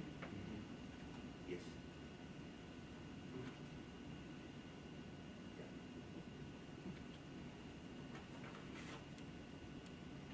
And I've got a copy of the bid documents that she sent out, if you want to look at those. They break the bid down by school or just one? They bid each school. They got a cost for each school, okay? But then that's the total, all right? And there was some, you know, I'll say, the Murray Hughes, the 2 alternates we had, Murray Hughes and Emmett, the other person was cheaper, like $300 per mowing cheaper. But I don't know if you want to start splitting up. I think the whole total bid should stay together, but the 2 offers, you could offer it to the other one, say $300 a mowing, but I don't know if you want to start splitting it up like that. You know what I'm saying? Leave it as one. Do they have big contracts like this? Do you know? I'm sorry. Do they have big contracts like this already? Yeah, I done some background checks. Barracks does for sure. Barracks does, he actually had done Bristol cities Is for he, several years. is he the one that does, the speedway cleanup and stuff of that nature? I'm not sure, I don't know, but he did have of his references, he did do the city, he said because I had mentioned in the pre-bid about, testing and other things, and he said, yeah, I'm aware of that. He had done the city of Bristol schools, and I checked on them, and he had lost the bid by just a very few $100s this year, and they were well pleased with him. The other person, he first gave me some references out of California and Pennsylvania, but I got a local bid. He does all the housing developments in Bristol, Virginia. And he couldn't tell me how many acres. I called a gentleman over the housing department. He couldn't tell me how many acres he had done, but he does all their facilities, which is a lot. If we go with this, there's a couple different schools right now that have volunteers come in mowing. We need to make sure that we're not paying these for what the volunteers are coming in and doing. Right. Most of the volunteers are just getting the ball fields and No. Well, I've got a couple that's doing, Couple of They're schools that are actually doing- doing doing some on of the campus, schools too. and, some of the best looking campuses around. I think it's important that the parents on our schools are upkept, it just, I hear people that I talk with that are customers of mine, and they come in and they've taken their kids to other school systems because they drive by and they say, it looks like this place is run down, or it looks like it's fixing to close. And one of them is Sullivan Heights. I mean, and it's embarrassing, to have people out here that's taking their kids. I mean, if we're going to go buy a house or something and you go by and you look at it, your appearance is the first thing that gives you, and we've got really good schools, our teachers and everything here. And I think that our appearance of it, I mean, when you got weeds growing up over the fencing and everything looks run down, it just, to me, that's unacceptable. And I think it would bring in a lot more students to our school system if we kept our school grounds kept up. So based on trying to hire some people, which right now, 3 guys ain't gonna keep none of it going, you know what I'm saying? But based on that, plus the cost, it's just about a wash, about what you're looking at, I feel like. Well, I think it's a no-brainer of what to do, but I think there has to be some expectations to make sure that they're mowed on. Frequency to where it's not like the school in my area. The bank was, got weeds on it 2 feet high or higher, and that's Indian Springs. And it's sad looking, drive by it every day, and just to see the weeds there. I think all the schools is like that. Yeah. He's understaffed and they're underpaid, so I understand why it's hard to get somebody to come Right. out for But this. what I'm saying is, if we're gonna go with a company, they need to know what the expectations are. I guess the next question would be like the elementary schools that we have football fields on. They will not be mowing those? He will be mowing those. Now, your baseball So you're field talking middle school, and high. high school? Mhm. Okay. Yes.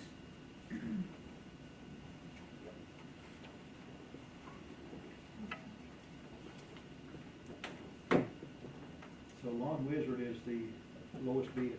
And I do have a copy of the actual bid that went out, and their bid's in my hand, okay, if anybody wants to look over them.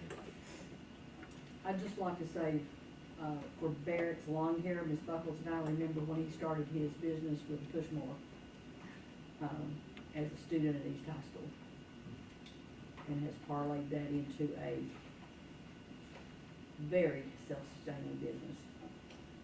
Very respected business. as Very well. respected His business. resources, and references were all very complimentary. Where's Lawn Wizard located at?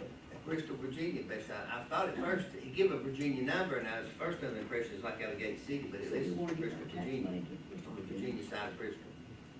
I'd rather pay a little bit more and keep our taxes here. I will say, and I went to Ms. Deloche, and I know Charlie shared some estimated numbers, but, she came up with a little more hard numbers for us, and so at Westridge with the 2 groundskeepers, and I know, Mr. Hubbard's, recommend we keep one of those, but currently right now, 2 groundskeepers, salary and benefits, equals $97,605.66. That's at Westridge. East High and East Middle complexes, 1 groundskeeper, salary and benefits, $40,140.04. Sullivan Heights and Rock Springs combined, 1 groundskeeper, $40,013.59, which comes to a total of $177,759.29. And then we've got the 3 positions that are a system-wide custodians / mowers, salary and benefits, $129,829.72. And then 4 spots that are currently not filled. So those, the 3 with their salary and benefits added to that previous number of Westridge, East, and Sullivan groundskeepers totals $307,589, $307,589 and a penny. So you can compare that to Barrett's or Long Wizard, and there's quite a bit of room there that I'd feel comfortable either one. But you said you still need one of the people at Westridge, so that number It would, change it would drop, $40,000. if that's the way we decided, yes. You'd still need a groundskeeper though, because they still gotta fill all the locker rooms, the concession, all that stuff outside, empty the trash. So you'd still need somebody to do all that Well, I outside. figured where we've got 2 retiring, Dave and Joe's retiring, Yeah. you need to, you need to hire 1 position back, assign them to the school, but then that would be up to the custodians to go and do the ball fields and stuff like So that. the ones inside would be coming out to do The it. ones inside will be coming out and doing all the ball fields and restocking the bathrooms and cleaning the bathrooms and the field houses and all that. And the Yeah, trash on them. Before I say they don't, Joe, I'm all for this, okay?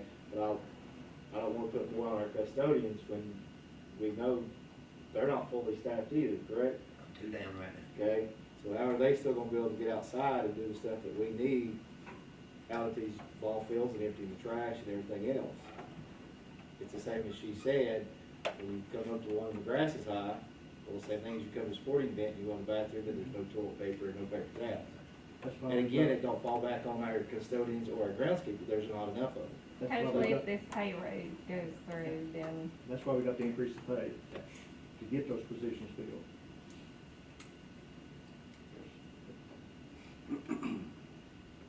The other guy, he lists his address as Bristol, Virginia.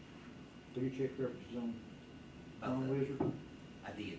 He's the one that does all the housing authorities on the list. That's who I got a hold of. He listed 3 references. One was out of California and one's out of Pennsylvania up north. I did not get a, Check references on ones they don't list.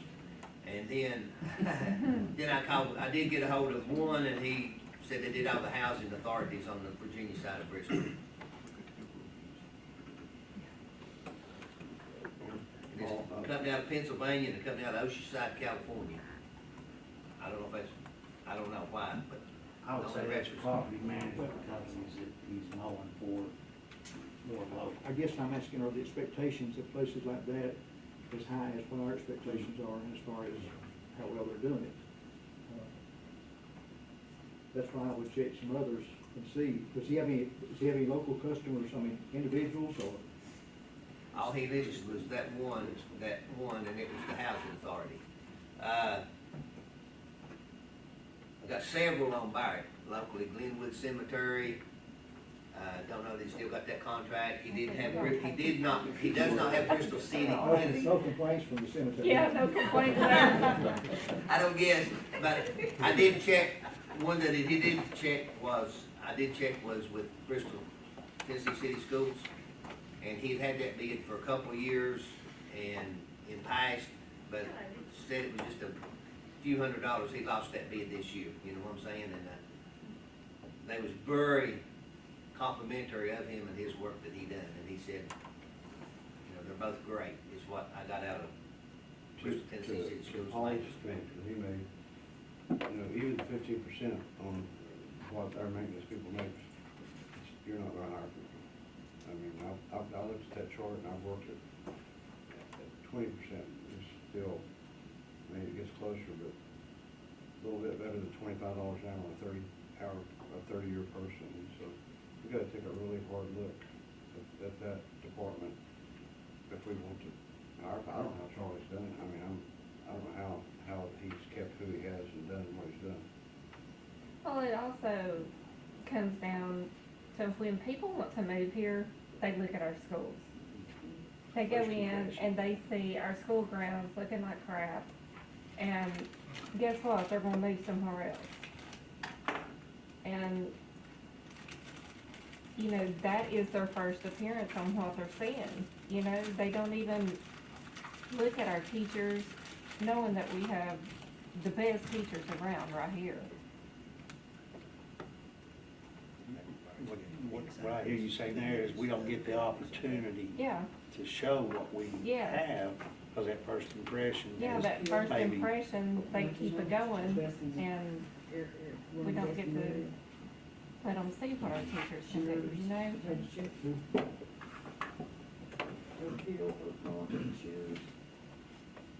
Shops on there as well. Several churches.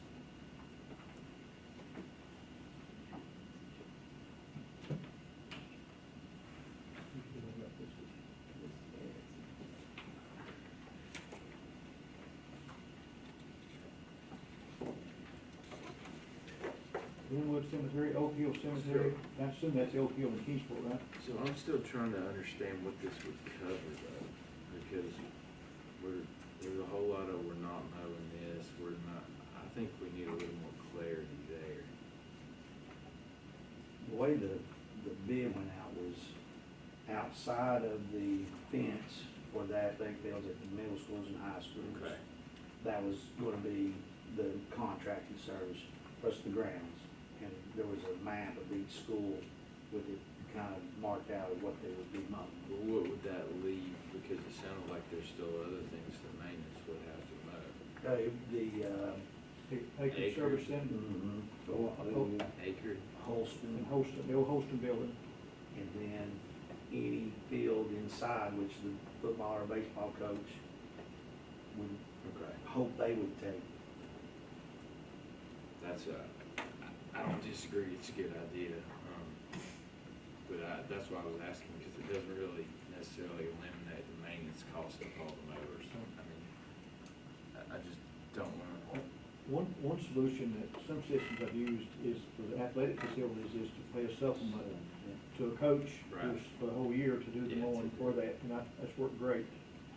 They like their field to look a certain way. They want it for particular, and they buy the mower to make sure. Most of our big schools, they have their mower, and during the season, like during baseball season, the coaches do, they prefer to mow their fields. Now, you take like a middle schooler, in the off season, and you take like the high schools, they mow theirs, they mow theirs constantly, but in the off season, then we generally mow like, say Sullivan, say Central Middle School, we generally mow their ball fields in the off season, but during the baseball season, football season, the coach likes to mow it. Well, like at East though, we have turf, Well, you so- know, except at the end. You got the outfield of baseball and steel grass, and then the outfield of softball and steel grass, and they like to mow that. But then you take like at East, inside the football fence, you've got two banks on each side of the bleachers, we will be doing that. Anything inside the fence of the facility, of the athletic facility, we want to, and like at West Ridge, at the end of the end zone where the, scoreboard is, the maintenance will still be doing that. And Charlie, I got lost. What did you say about Emmett and Mary Hughes? We put that out first as an alternate, because we thought we'd probably get some people from the southern end of the county, and that was a long drive. And we felt like we could do those two, we just put it as an alternate. So are they in the bid or they're not? They're in the bid, it's in the Okay. bid. That's the bottom line I want. Yes, yeah, it's in the bid. And then we added West Ridge also, because at first we didn't know David Joe was retiring, and it wasn't even included period until we found out then we throwed it in as an option. So this bid includes everything except acred and hosted, is that what you're saying? As far as And the athletic facilities Inside. inside the athletic Inside facility. the fence. And they're doing a mowing every 8 days during the wet growing season, and will be spaced accordingly in the dry season as to not mow more than 20 times a year, because that's what the contract is. But it can be up to 30 sometimes a year, like we may have to call them back. Say they do a school and they're wanting to have an event, or we got graduation, and hey, can you come back in a few days and dress this up because we got something special event going on?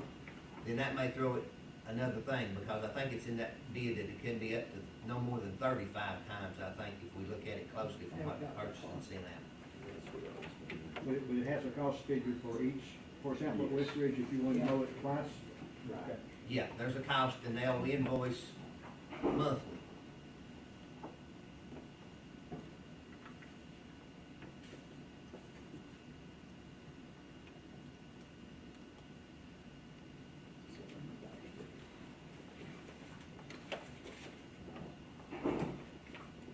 Who all did you say for the wizard, lawn wizard, that you used? Is it listed?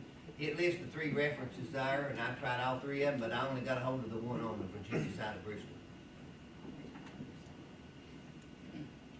Barrick's got several listed. And as Mr. Hubbard said, Bristol City Schools was very complimentary of Barrett, and they only lost it because of the low bid. A few $100.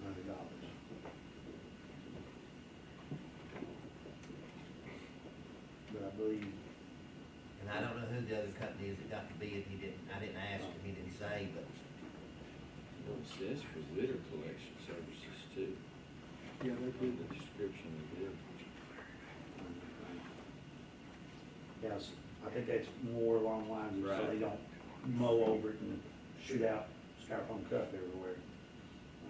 So pick up first before they. They got 11-inch mark mowers. That's Barrick. Is it listed equipment for? There was a condition of the bid that the equipment be listed.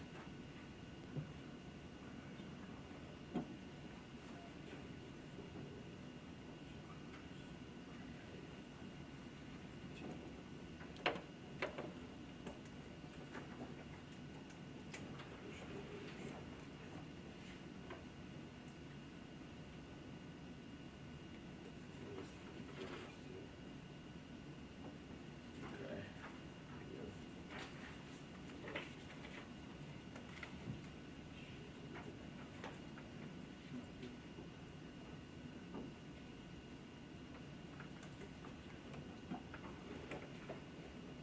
Like if we need any extra things done around the school, like weeds cut down, trees cut down, like, say like inside the tennis court at Sullivan Heights, would the maintenance do that?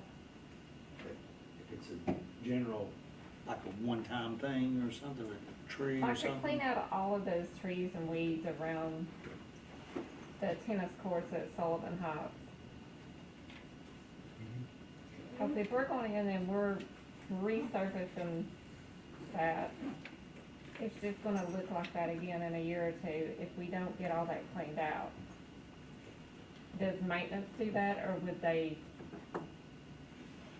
contract that out, or cutting big trees. On the lower side are you talking about, or up on the bank part? just like all around it? It's like all overgrown. But it's a labor thing right now, you know what I'm saying? Just keep it up. Yeah, I don't think it would be part of this contract currently. yeah. But- Yeah, I knew it wouldn't be part of this, I just didn't know who you would. PTA.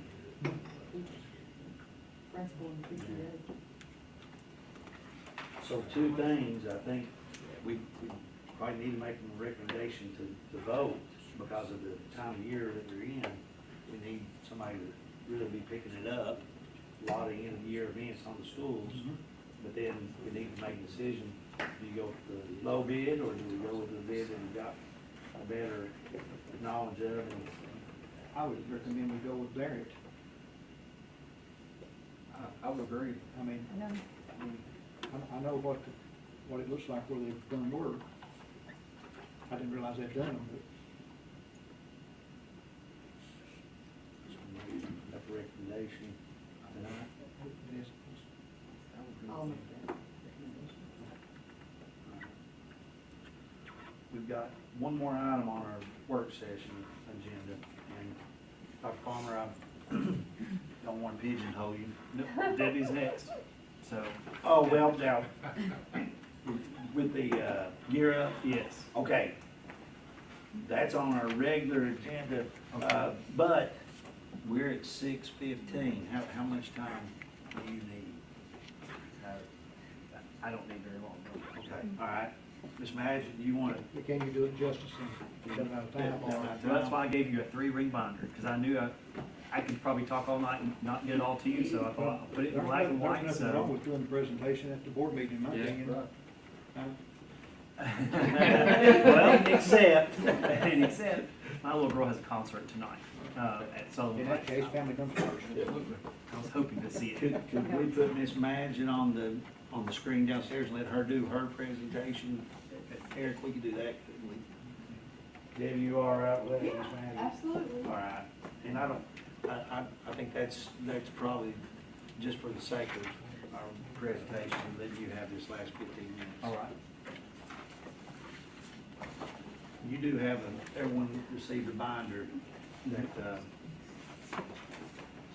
Dr. Palmer and the team have put together, so. It has been a team of folks that helped to assemble this, put this together. Ms. French is here tonight, again, to help answer questions, partially for my mental health as well. She's been great through this whole process to kind of steer, and as hard as we've worked to put together a quality program, put something together that we feel like will be good for kids, and something that will continue to be something that we're, in the long term, happy to call Sullivan County's own. We've spent a lot of time really thinking about student health and what it looks like for our students to come in and be successful in all parts of not just making good grades, but moving toward a career and getting through high school in such a way that they feel well prepared to go out in the world and be successful in every way. All those things being said, this presentation looks similar to where we started. We're still trying to, as we talked about before, answer questions to get to a place where people are choosing Sullivan County schools over other programs, and we feel like we can do that. You have the numbers. You know what we're facing. You know what we deal with in Sullivan County, and we have a lot of great things to be proud of, and a lot of challenges as well. What we're going to do is present really quickly the programs that we're looking to offer, the highlights of those programs, and answer any questions that you might have. So, what we've worked on, there's been several meetings of which Mr. Carter's been involved with, several of you have been involved with. We basically see this program in 3 parts. We cannot leave out the alternative school program, and as we've come to call it more recently the behavior program. It's such an integral part of, we feel like, what we do in Sullivan County to really work with our kids wherever they are to get them in a good place. And that's kind of what I talked about before from a health perspective. It becomes really a big part of what we're trying to do here in addressing all the needs of our students. So we're going to talk about alternative school real quick. We're going to talk about the second bucket, or the second program, which is an online program that includes K through 12. There's an application process that goes along with that program and a transition meeting. That's very important to the online program. And that's a little different from the alternative school, because generally speaking, when you talk about alternative school, the behavior program, you're talking about 6 through 12 students, 6th grade through 12th grade, and students that have been involved in something that's put them in this location. The online program is the way you get there is different. It's different from alternative school. And then finally, we're going to talk really quick, hit the highlights on the blended learning program. The blended learning program is a 9 through 12 program. We identify students, and students are selected, and we go through and talk about academic and career planning with those students. That's what ACP stands for. And that is a very, very specialized program that we're looking at to open up several different options for students to meet their needs. So you have three main things here we're talking about, all right? And we're gonna hit the highlights of those very quickly. So first, the alternative school or behavior program. Some of the highlights or the adjustments, it's what we call our alternative school right now is what we have. Again, the name, what we're leaning into right now is calling it a behavior program, but the main highlights include transporting alternative school students from East High School and the middle school to the annex. We already have a lot of the middle school students involved in our alternative school program, and so what we're looking to do is expanding that and having more of those students there. And a great advantage that we have at the program right now that we have is that a lot of the teachers that are working there, they have a little bit more time with the students individually. We feel like that's a great asset we can take advantage of to provide more support to help those students to earn their way back into a regular school environment that where they can find success and stop this rotating door of coming to the annex or getting stuck in alternative school, doing well for the several days they're there, going back onto the main campus, getting in trouble all over again. As a part of trying to curb that behavior and getting students in a good place, we don't want to do 10-day placements any longer. We want to do placements that are longer, so we can spend more time with those students and get them in a good place. So not only are we looking at bringing more students over, but spending more time with them to give them the actual treatment that they need and deserve. So another one of the big highlights of the changes that we're looking at as part of this program is that, and I mentioned this just a second ago, that students would earn their way back into the regular setting after successfully completing the requirements of the alternative placement.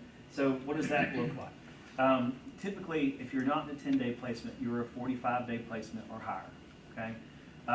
We've talked about that 45-day placement maybe being a minimum, but what if the student does come over to the annex and they do exceptionally well? They realize it was a one-time thing, they goofed up and they can go back to their regular setting and be successful and be fine. If you've been in education long enough, you've seen those scenarios, that can work fine. What we want is the latitude within this program to make those decisions and do what's truly best for the kids, as opposed to having something that says, you're 45, you're 75, you're 120, you're out for the, whatever it is. If the behavior of the student is such that they can get in a good place while they're there, come back to the main campus and do well, then we've met our goal of setting that student up to be successful, not only on the campus as they move forward, but hopefully as they graduate, move out, and get into society. So those are some of the things that we're looking at as an adjustment. The question was asked a little while ago before this meeting started. What is this modeled after? Is someone already doing this? And I quickly thought about Science Hill. Science Hill is doing a lot of the online stuff that we're going to talk about in a moment. A lot of the alternative school and the behavior stuff that we're talking about right now is actually modeled after Morristown. So Mr. Hilton, Ms. French spent some time out there talking about their programs. They found a lot of success with their students there. And so they visited, and that's what a lot of this stuff here that you see in your binders as far as guidelines and rules, regulations, that kind of stuff. And along these highlights, that's where a lot of this comes from. Okay, so just as a point of reference, I thought I'd expand on that a little bit. The online learning program. First of all, these aren't official names. We'll go down that road some other time, but we'll spruce it up a bit as we go. But some of the highlights of the online learning program, and this is the second program, is that this will be K through 12th grade.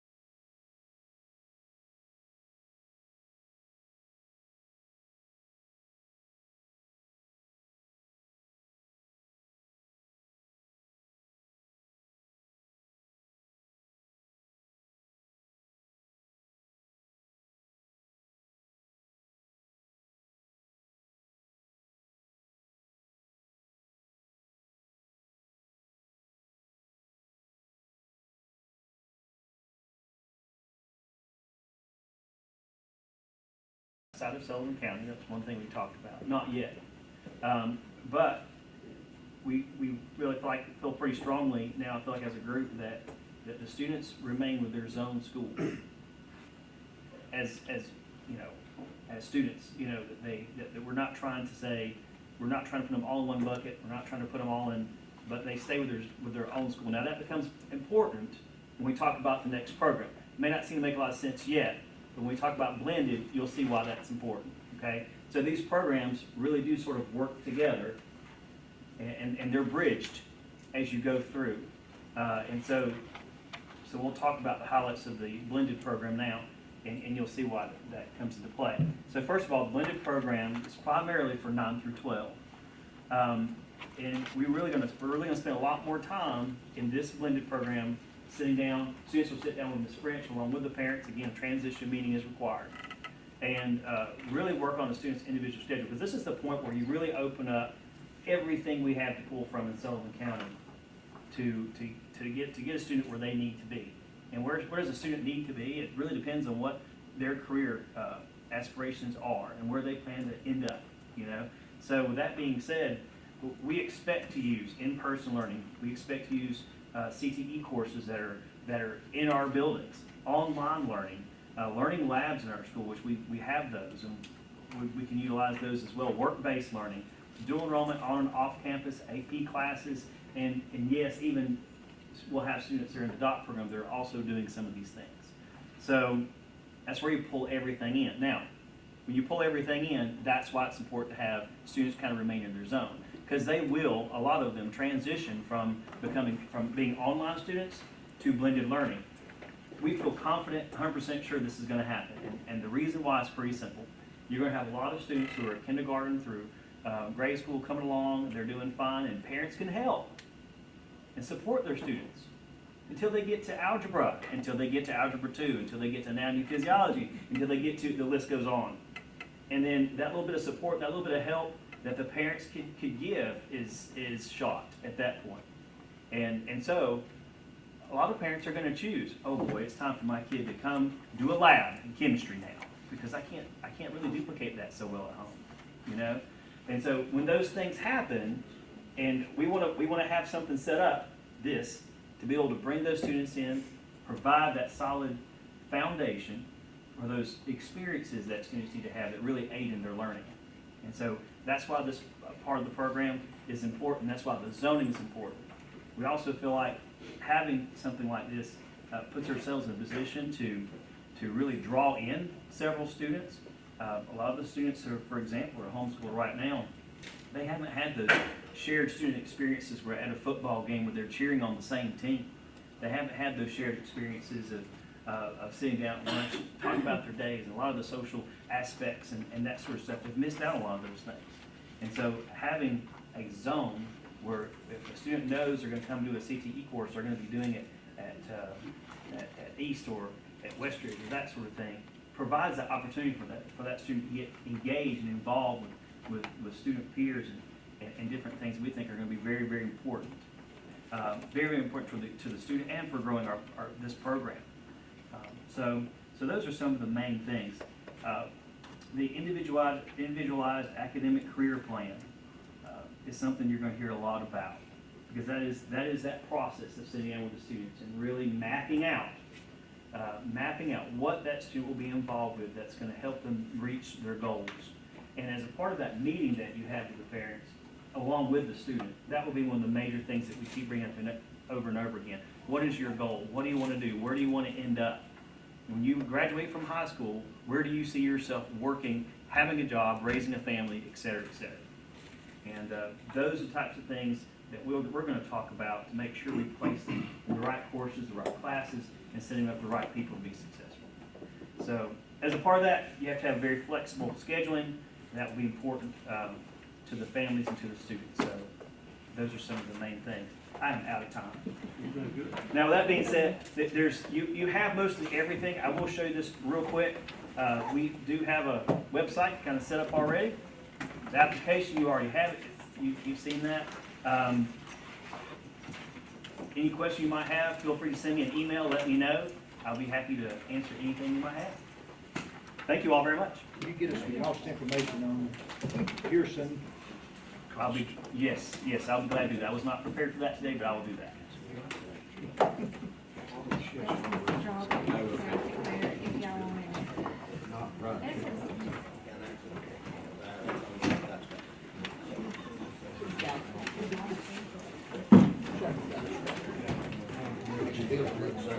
Good. Rice and bread. What ain't been in trouble for a solid year. Yeah. Get them all answered today, though.